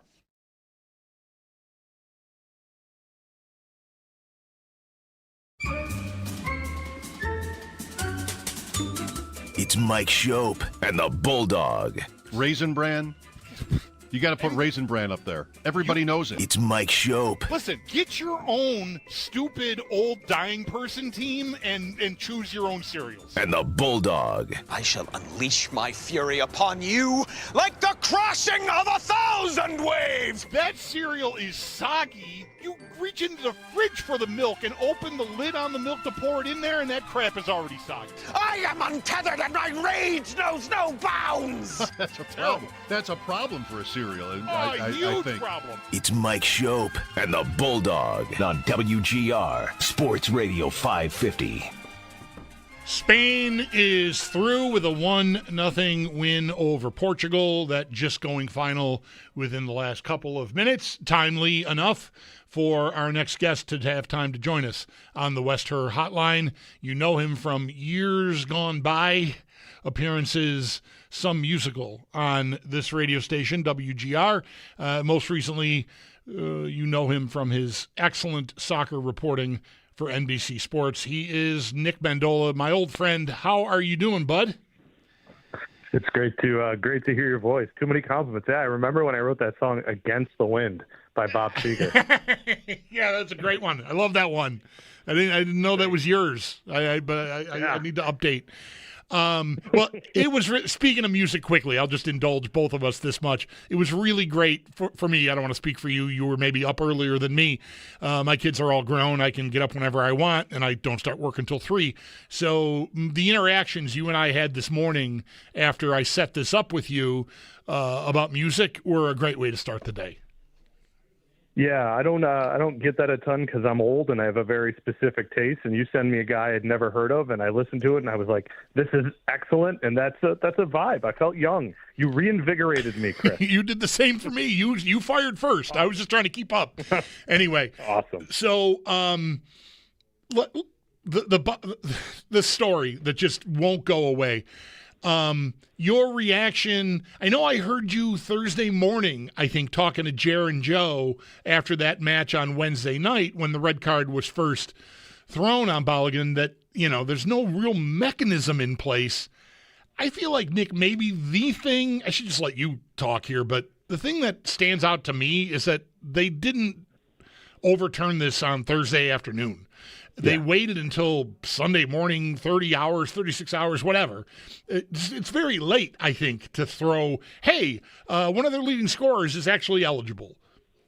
Yeah, it reeks of people who think they can just do whatever they want, because, frankly, had they have done it on Friday, I think everybody would have been like, all right, that happens in the Premier League all the time. There's a red card that's questionable, and most people think it's not a red card. And a couple days later, they say, hey, there won't be any supplemental discipline.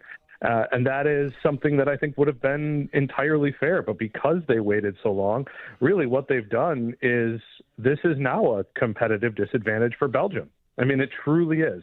They would have planned all their weeks, and Rudy Garcia, their manager, says what? They planned their whole week out to have yesterday off, and it's a very light day, and there's no strategy involved. Well, they did not plan for this relentless striker who is very, very heavy in the press on the front line and a lethal finisher. Now, granted, watch out for that guy is also a new way to put it, but he's much, much better than Ricardo Pepi and Haji Wright, who are just different strikers.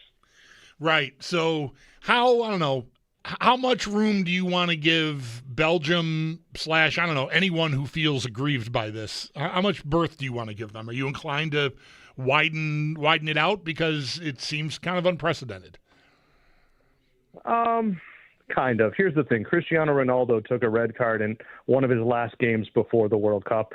It was a qualifying playoff, I believe, if I'm not mistaken, and he was supposed to get 3 games. And he came out and was Gianni Infantino's guest at the White House with the president, and suddenly didn't have a suspension. So we've seen this game before, and I'm always uncomfortable. I don't know if this isn't a Buffalo thing or whatever, but I'm always uncomfortable when the break goes my way. I'm much more comfortable being aggrieved. Yeah. But I think for the most part, they have a right to be upset, but it really shouldn't tilt anything. It's not like they were denied a place. If anybody should be upset, maybe Bosnia, but they couldn't make the most of the man advantage. So when it's all said and done, it might not feel great if the U.S. get a historic win tonight.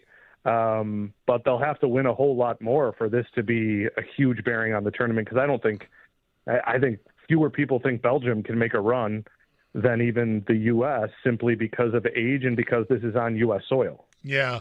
Well, and they'll be the last of the host countries standing, right? Canada's been knocked out, and as of last night, Mexico got knocked out as well.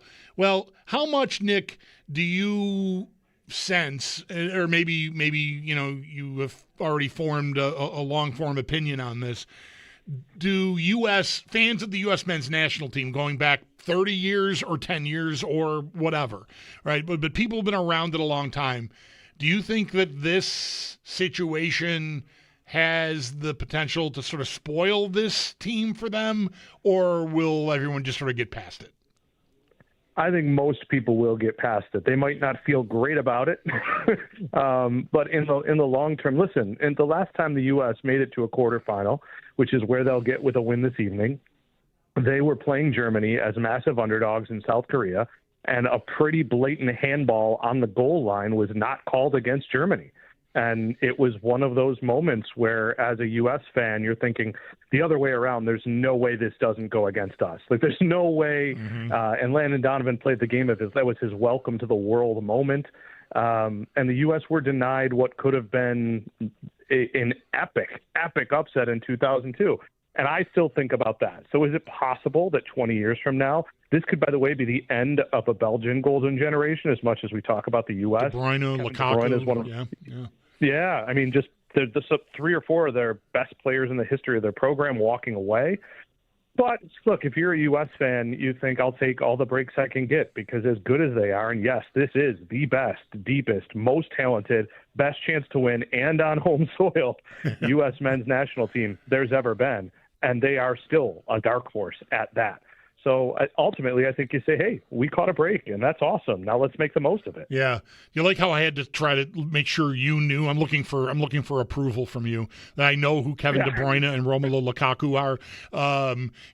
Just gotta squeeze that in. Like I got knowledge, Nick. I've been watching. I know. That is something. Lukaku especially.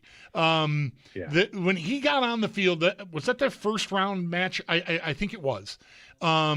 And like 20 seconds later, there's an own goal. Like, he caused the play. can I tell you, like, how much the enjoyment of the tournament goes up when I know who he is because he played for a few minutes for Manchester United? Like, oh, Lukaku's on the field. And, like, you know, I'm telling my wife about, oh, this guy's a legendary striker, blah, blah, blah, blah, blah. And, like, bam, it's in the net. Recognition helps a lot. Like, I know way more of these guys now than I did maybe before any World Cup ever that I've ever watched. And that helps a lot. Yeah, I mean, it does. The whole, and again, I work for NBC, so I'm not just simply saying this in the whole, hey, we look at the Premier League and the work that they put on TV. No, it's not just that. It's the fact that the quality is so high at the best league in the world. And these names, and it's the argument for getting American players on these teams. And I think it's neat when you'll see a guy that you've seen not for a cup of coffee, but let's say, like, I watch the Premier League every weekend, but maybe watching Man United, you see Wolves twice a year tops, maybe a third time randomly, and you're like, oh, Vitinha, I remember him. It's a great feeling. Yeah, right. I'm trying to think of the comparison. I guess there's a little bit of, you know, you're a Sabres, not a Sabres fan, and there's Zemgus Girgensons in a weird Latvian Olympic game. Like, it's a feeling that brings those two worlds together. And this World Cup, to me, not to spin it on you, Chris, but it's been refreshing to me because even a couple of games I've gone to, the coverage, watching people mention online, mostly today's news pushing out the table, it's away from the politics. Yep. It's just, hey, I really care about Brazil. I really care about Haiti. We're both in this game. And isn't it great that we're at the World Cup? That's one of the storylines of every game is, isn't it great that the World Cup's here? Yeah. And to me, that's been that and the familiarity. And Jeremy makes a great point, right? Like Erling Haaland, he does not like him on Manchester City. On Norway, no offense to Norway, right? Fjords and here we go. Let me root for this monster to do monstrous things because it's not hurting me. That's awesome. Yeah. And, yeah, you know, is it regularly, like every 4 years, do the stars come through the way the stars are coming through in this tournament? No. Or is that because I just know who more of the stars are now? No, I think it's neither of those questions. This is just simply a tournament where they seem to be carrying each other, and I can't explain it. It's one of those things where knowing Mike, I wish he were here, it would drive him nuts to hear me say this. But there is a vibe, and it can't really quantify it. It's not about statistics, but it's like Messi scored in the first game, and Mbappe and Haaland, they were all like, well, we better show up. They all had two too. The first game, yeah, on the same night, I think, right? And Harry Kane soon after. And that's not to say that, look, these guys are all, I was just getting really angry at Carly Lloyd on the broadcast because she said something like, you know, this Balogun decision is really going to give extra vigor. You don't want to give extra vibes to Belgium. I'm like, it's the World Cup round of 16. They're not going to try harder now. Right? Like, yeah, you know what? You can go put a photo of their mother and father on the bulletin board. It's not going to change much. Their whole country is watching. Right. So, and they would have been no matter what. Yeah, right. Right, yeah. Like, oh, you made this extra juicy. It's the World Cup. So, but besides that, yeah, no, I think it's been absolutely phenomenal. And there is a pervasive spirit. It's like you look at the Golden Boot leaderboard, and it's all guys that most people have heard of. Our old friend Nick Mendola on the West Her Hotline, he's been covering this World Cup for NBC Sports. Are you still I know you were back and forth to Toronto, but now that Toronto's done hosting, are you getting on a plane anywhere, or are you mostly stationary now? Yeah, well, I'm definitely not stationary for good, unless FIFA wises up and says, who's this guy? I am going to the final, all right, which I'm incredibly excited about. And, you know, without getting too far into it, I have a very vested interest beyond just wanting the U.S. to do well to get them to win. So I may still have 2 trips in me. I definitely have one. Yeah. Well, you know, on the overall, I want to get back to this match tonight and the U.S. chances even moving forward. But the spectacle that it has all been in your travels, and I know you've been nice enough to share some pictures with me from some of your travels. This is a sporting event that has captured even my wife doesn't know any of these people. She's rolling her eyes when I'm telling her how much I know who Lukaku is, right? But she wants to know who's playing and where is it, and the street scenes as much as the matches, right? The crowds in the buildings and outside the buildings. The setting in Monterey looks like AI. It doesn't even look real. It's incredible. And that is working enough for her to at least sit in the room with the games on, it's a big deal. She's not a big sports fan, but she finds the different cultures and just the different traditions and all of this stuff. And then, having it be in Seattle or in Monterey or in Vancouver is just added bonus. I never expected it being in North America to matter as much as it has to me and my wife. Yeah, listen, I think, first of all, they're talking about Harry Kane on the England team and altitude, and you're thinking, oh, that's a real thing. We think about that with Mile High. And then they show a picture of them training essentially in the mountains, and it paints a picture. And I fall victim to this. The first time I can remember was being very young and taking Niagara Falls for granted. And then you have people, I was kind of seeing a girl from the West Coast, and she flew over here and we went to Niagara Falls, and it blew her mind. I was like, oh, yeah, that is pretty cool. Right? It's awesome to see people kind of, they learn about your stories. I think everybody saw the news early. People were coming over from Germany and they're like amazed by the offerings at Waffle House for so cheap at 2 a.m. Like those things are cool. But what's taking it to another level for me, and this is the story that I'm trying to spread with, I would not have been able to afford to go to the games I've been able to go to. But going to Bosnia against Canada, and then you go to talk to some fans before the game for an article, and they're talking about how Edin Dzeko is a national symbol for them because he was hiding during the Civil War, the Yugoslavian Civil War, and he came out and became the star, and that means so much to him because of his story, right? The second game I went to was Brazil and Haiti, and I'm talking to some Haitian fans because they have such a huge population in Haiti, and I'm saying, hey, this is so cool, you're in the World Cup, and they're like, yeah, and what you don't understand is when we underwent our revolution, Brazil had our backs. So to be on the same stage with them, it's like, yeah, if you guys win, okay. I mean, obviously they were massive underdogs as well. Right. But, there's that, which I did not know about. And, I'm running into guys. There was a guy there dressed as the man who overthrew the government. Like he's in straight up 17th or 18th century attire. Right. And then finally Croatia and Portugal in Toronto last week. Those are the two biggest, they were the two biggest immigrant populations to Toronto. And so there was the spirit of, hey, I moved here. My heroes are here, and I'm showing them my new place, so we got to be loud for them. And it's just, it makes the world feel a little bit smaller. Sorry for this rant, but in a time when I hate turning on the news and still do it, to feel like, hey, these are these populations, and guess what? It's kind of cool right now, that works for me. Yeah, absolutely. Back to the U.S. and their chances here. Like, how do you want to – I mean, they're a slight favorite on the betting markets going into this. At least they were an hour ago. I've not looked just as we're starting this conversation, but I doubt it's changed dramatically, assuming nothing has changed with Balogun and his status, which I want to feel pretty confident won't change. It's been rejected. Yeah, that's official. He'll play. Are they – I mean, how much is it like Buster Douglas getting in the ring with Mike Tyson, or is it better than that? Recognizing that Douglas won, but yeah, right. I've been telling anybody who will listen, if they escape the first half hour with a lead or level, I think they'll win.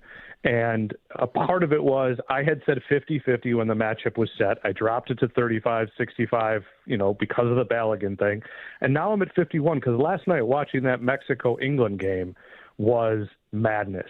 Mexico is not as good as England. Mexico dominated them aside from 3 minutes in the first half. And what Seattle was, and which is where they're playing tonight for the first game, what Seattle means to soccer, the crowd there in America, If the U.S. can make it out of 30 minutes, the thing about De Bruyne and Lukaku, as spectacular talents as they are and part of Belgium's golden generation, is they don't have it for 90 minutes. Right. This U.S. team is, with the exception of Tim Ream, who's 38, almost exclusively in its prime or before its prime. And there's an element of, I don't know, there's an element of the Sabres of the 06-07 in a sense, and they're too dumb to know what they don't know. Yep. To bring it back to Bob Seger, wish I didn't know now what I didn't know then. But yeah, to me, I think they've got to navigate those first moments when the nerves are there, and Belgium's been here before. And if they do that, I think they'll be moving on to get scared straight for a week of Spain. Forgive me if the answer to this is readily available out there online, or maybe you've even written about it.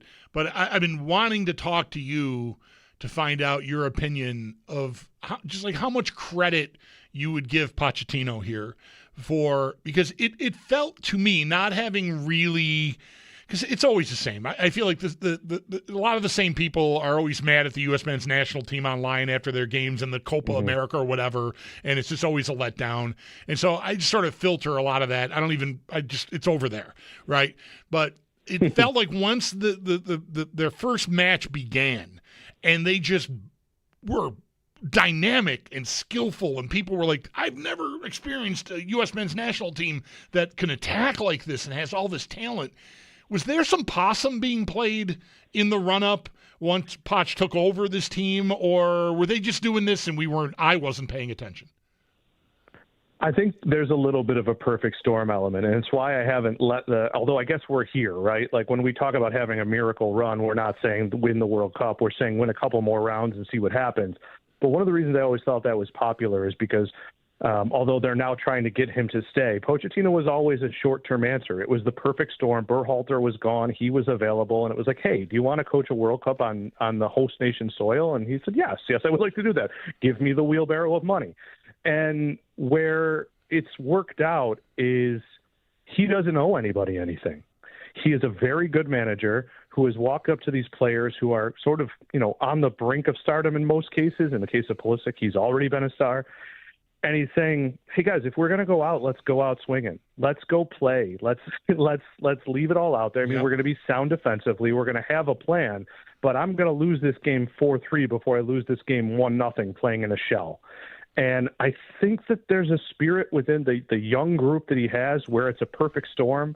And they're saying, all right, let's go. And it worked. And I as well as they looked in most of the friendlies leading up to this tournament, I think when it worked on that stage in front of that crowd in Paraguay, they suddenly understood, hey, we're on footing here. We've got our chance. Let's take it. And I just don't think it's occurred to them yet that they could lose. Yeah, that is awesome. Way to look at it. I mean, they can, by the way. Yeah, of course. But they don't think that yet, and that's awesome. Yeah.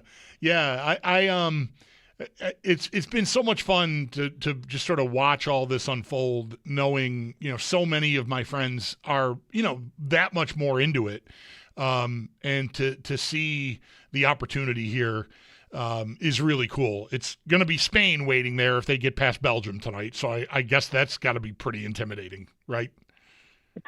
Yeah, listen, say the least. It's really intense. The U.S. did about 16 years ago end Spain's record 37-game unbeaten streak. So, there's some history there without any of these guys. But, let's focus on tonight. I honestly, Jeremy asked me earlier when we were chatting, I don't remember if it was in text or even on the radio, but he said, it's house money if they win tonight. And I think it's house money even if they lose tonight, but they put together a good performance because the games are goofy. Mexico was largely better than England yesterday, and they're going to exit. They exit the tournament. So this is where performance matters. Look, they put in all their backups in the third game and still almost won. This is it's not a crowning moment. That would be amazing. But it is a moment of success, of victory, and a victory for a team that 8 years ago missed the tournament by losing to a small nation's B team in the last qualifier. So this is full rebound here, and it's awesome. What's the coolest thing you've seen or done during your travels here? You mentioned a couple of encounters you had with different fan bases. Has there been a player or manager or anyone that you've come close to that you've just been sort of like, is this really happening? Yeah, I've grown to hate the Ronaldo or Messi debate, but I'm definitely on Team Messi. That said, standing 3 feet away from Cristiano Ronaldo kind of blew my mind. And I guess I would compare it to like an Oscar-winning actor that you kind of think is a jerk, and then all of a sudden he's in the same restaurant as you. Like, oh, hey, you're famous. Yeah, everybody knows you. So, that was awesome. But I think honestly that just the sheer volume of these games and each team gets their song played, and it is the best moment of the day for everybody there. And as much as I hate what's going on with the resale market, it's been exclusionary. It's the reason I haven't been able to just take my son to a match and why we're targeting 2030 now. But I think what's been awesome is I am seeing a ton of people who clearly spent massive savings to get here, and they're just soaking up the moment of being here, because for most of these nations and most of these fans, it's not about winning the tournament. It's about being a part of their sport and, backing their country. And I would say going back to 9/11, when USA Hockey would play, it meant something different for me. It was transformative. And all of these nations seem to be embracing the moment. Now, granted, I didn't go see France play. Maybe they're all angry. Maybe 4-0 is not enough. But what's sticking with me is the immense pride, the people standing on top of buildings. When I walked out of the car in Philly, and I instantly smelled, and I was like, oh, what is that? People are barbecuing, and there's lively music, and you realize, I don't know if it's the Haitians or the Brazilians, but it smells great, and everyone's having fun. Right. That's going to stay with me for a while, because, man, I got real, and I probably still am, but, Chris, I got real jaded over the last 6 to 10 years, and it's just nice to feel happy. Really well done, Nick. Thank you so much for the time, and I don't know, maybe I'll hit you up at the end of the week again if you're around. Yeah, and if not, hit me up just to hang out. I'd love to see you. All right, best to the family. All right, bud. Thanks, Chris. Nick Mendola, NBC Sports, traveling around covering soccer. I mean, that's a dude that loves that game, man. Big time. All right. Want to get back to sort of left the hockey conversation by the side of the road because, well, obviously we were going to have Nick on. I wanted to focus on that. But a lot of interesting little nuggets from Greg Wyshynski about, maybe business has not been shut down in the NHL just because it's, July 6th. So we'll talk maybe a little bit more about that when we get back into it here. 803-0550 is the number if you want to get in on the fun here. Mike is off this week. I'm the Bulldog, and this is WGR.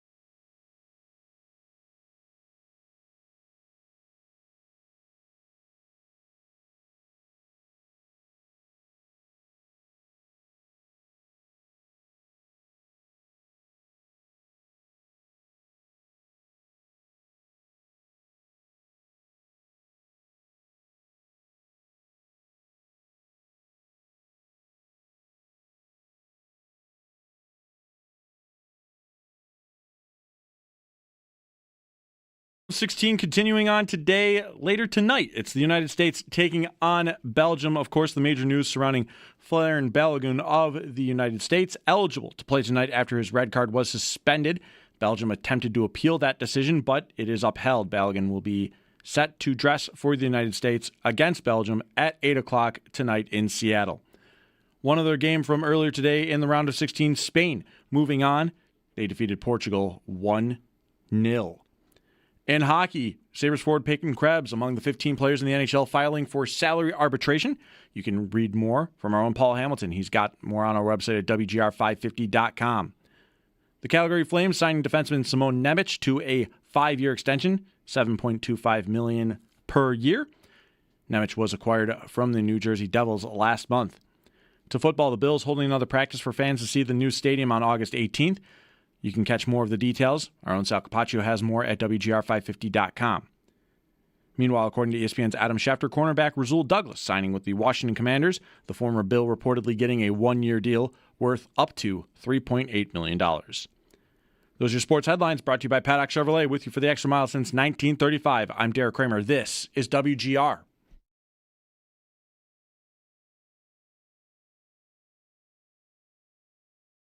I think the fun thing about Buffalo right now is that in the past, when they've taken the long view on things, it's been in that desperate journey back to the playoffs. And what's different this time is that you do kind of feel like that Jarmo Kekalainen is taking more of the long view here, in the sense of we don't want to commit the money and the years that Alex Tuch is looking for, because we've got other business elsewhere. You look at the roster at some of the names that you mentioned, Hellenius obviously 20, Zach Benson the 21, and then they go and get a pretty decent player at number 4 overall in the draft. The idea that they've made the playoffs, they've broken the drought, and now you can kind of make some gutsy decisions, an eye towards a sustained relevancy, I think is to Jarmo's credit.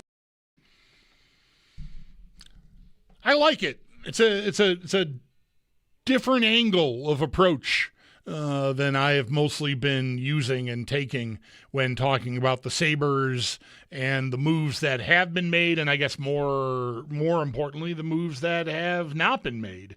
That is Greg Wyshynski from ESPN from earlier today in the 4 o'clock hour, talking about sort of defending. I mean, I set that up. I asked him, or just gave an opinion, about how right now I think it's very hard to say the Sabres are better than the team that got eliminated in Game 7 of the second round. Because as much as, say, I like the recognizing there's very few sure things, right? Even the biggest trade for the most famous guy, you never know if it's actually really going to work for you. I like the Zellweger dart throw.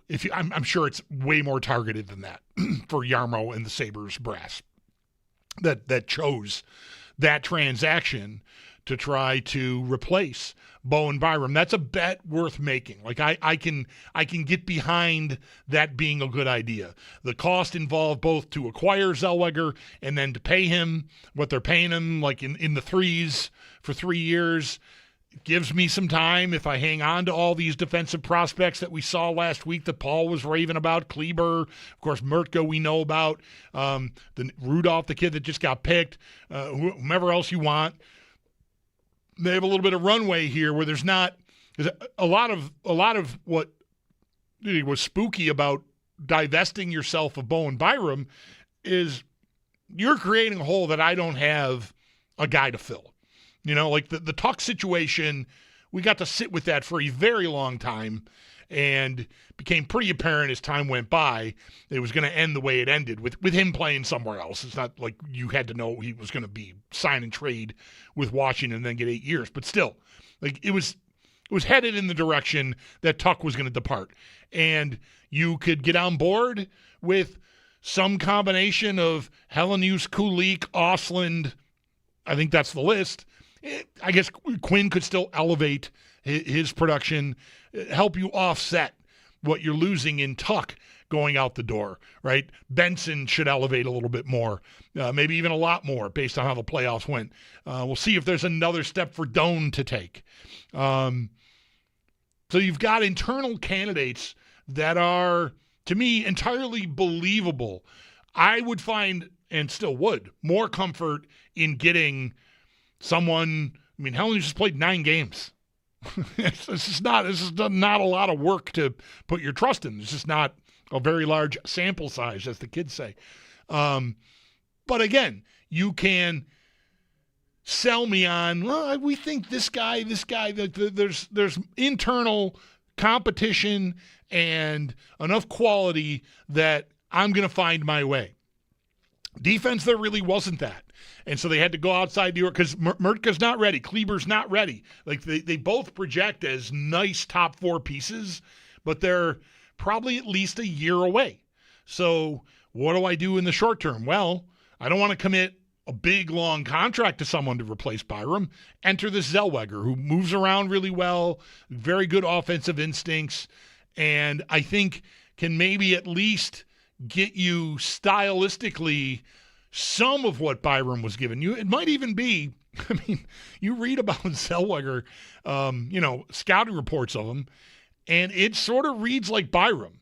Like, it's easy to forget that Byram has been a player with pretty obvious, serious defensive shortcomings. The numbers don't love him in his own end, but what he does well, he does really well, which is skate the puck out of trouble, and he's a very good shooter and is perfectly made for the way the Sabres want to play, especially in the offensive zone with that high cycle style.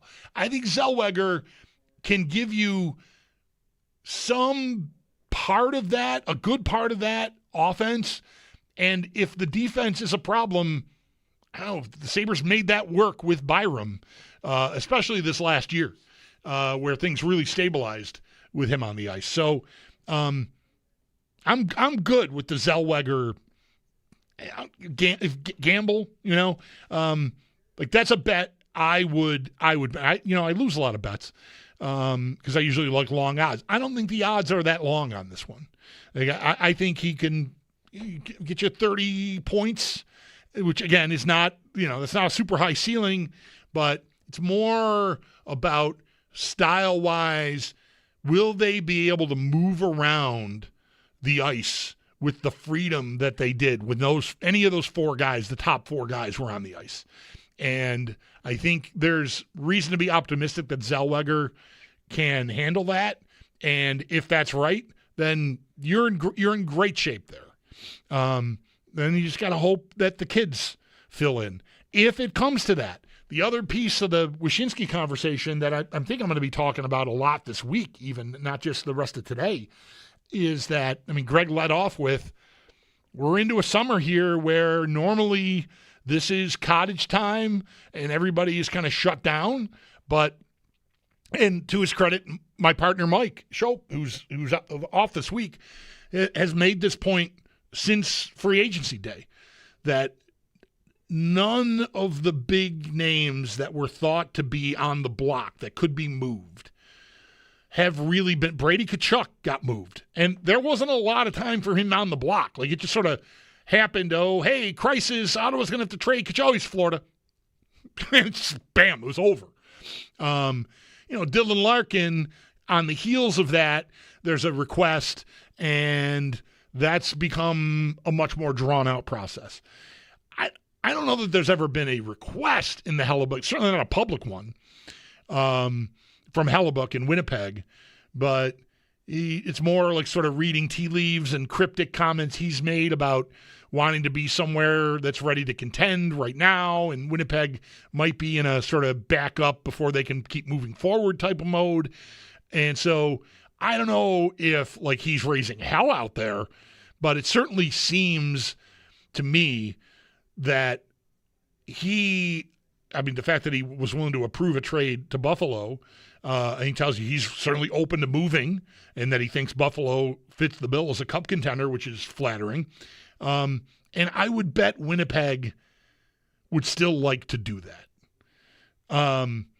If it's because Hellebuyck has told them, really, guys, for real, I'm not going to make noise publicly, but get me out of here. And it very well could be what's happening. So that could still be percolating out there. Jason Robertson is no longer eligible for an offer sheet because he's filed for arbitration. That's the way that works. Same goes for Peyton Krebs, the lone Sabre that's unsigned as an RFA. But I think any of these deals could still be revisited because they've not been, the situations have not been relieved. They're still that Dylan Larkin still wants to leave Detroit. They would still like to find a place, I think, to trade him and get value back. But, whether he's only got 3 teams on his list or whatever it is, that is not one that I'm getting lost in as much as I think it would be a perfect player for the Sabres. I just don't,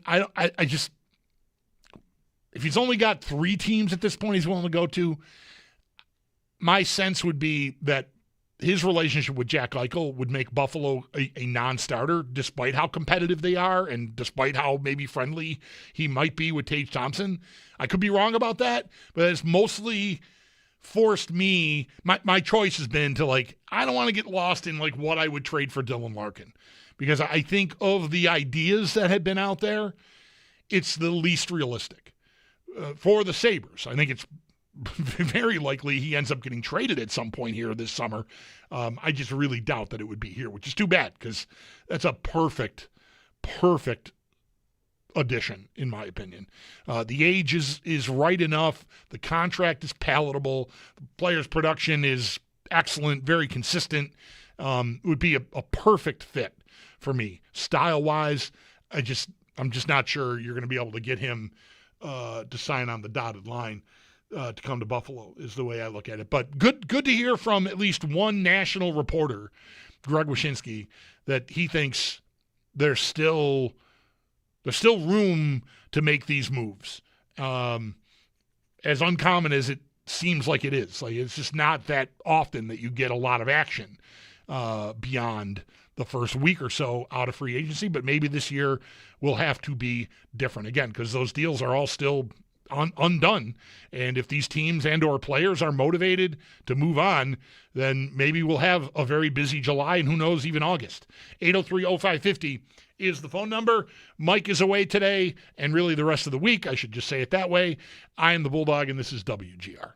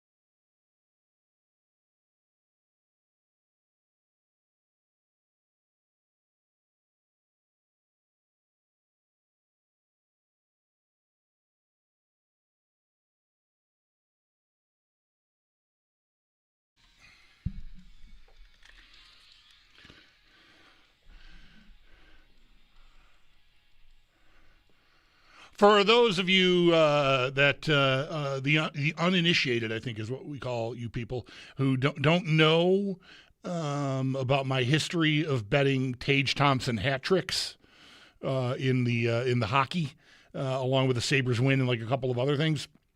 If you don't know, those of you who did follow along on that, it stopped this season. The odds were never conducive. But Bolligan is plus 7,500 for a hat trick tonight. So I'm, I'm a guy. Sure. I mean, I know it's soccer. It's very different thing than a hat trick in hockey. But the odds are right around how juicy they used to be when I would bet Tage for the hat trick, and I hit on that a couple of times. U.S. minus 116 to win the match. So together, I'll get a little bit of a profit boost there. All right, 20 to win 2,400. All right, let's go. Might as well have a little fun.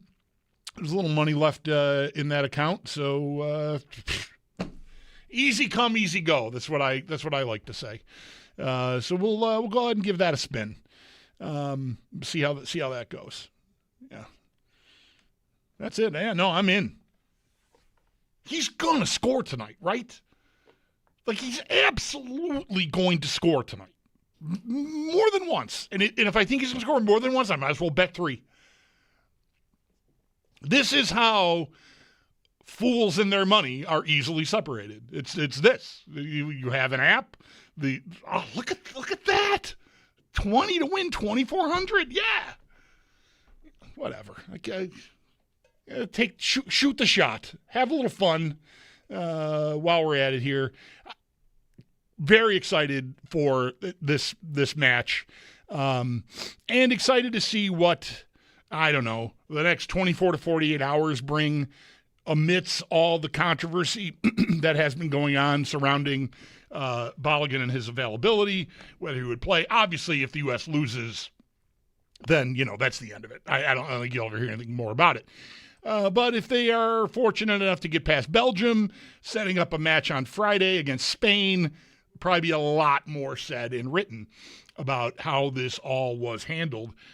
Just to repeat, because like the story everybody in sports was talking about today, I'm not super comfortable getting I talked with Nick Mandola about this an hour ago.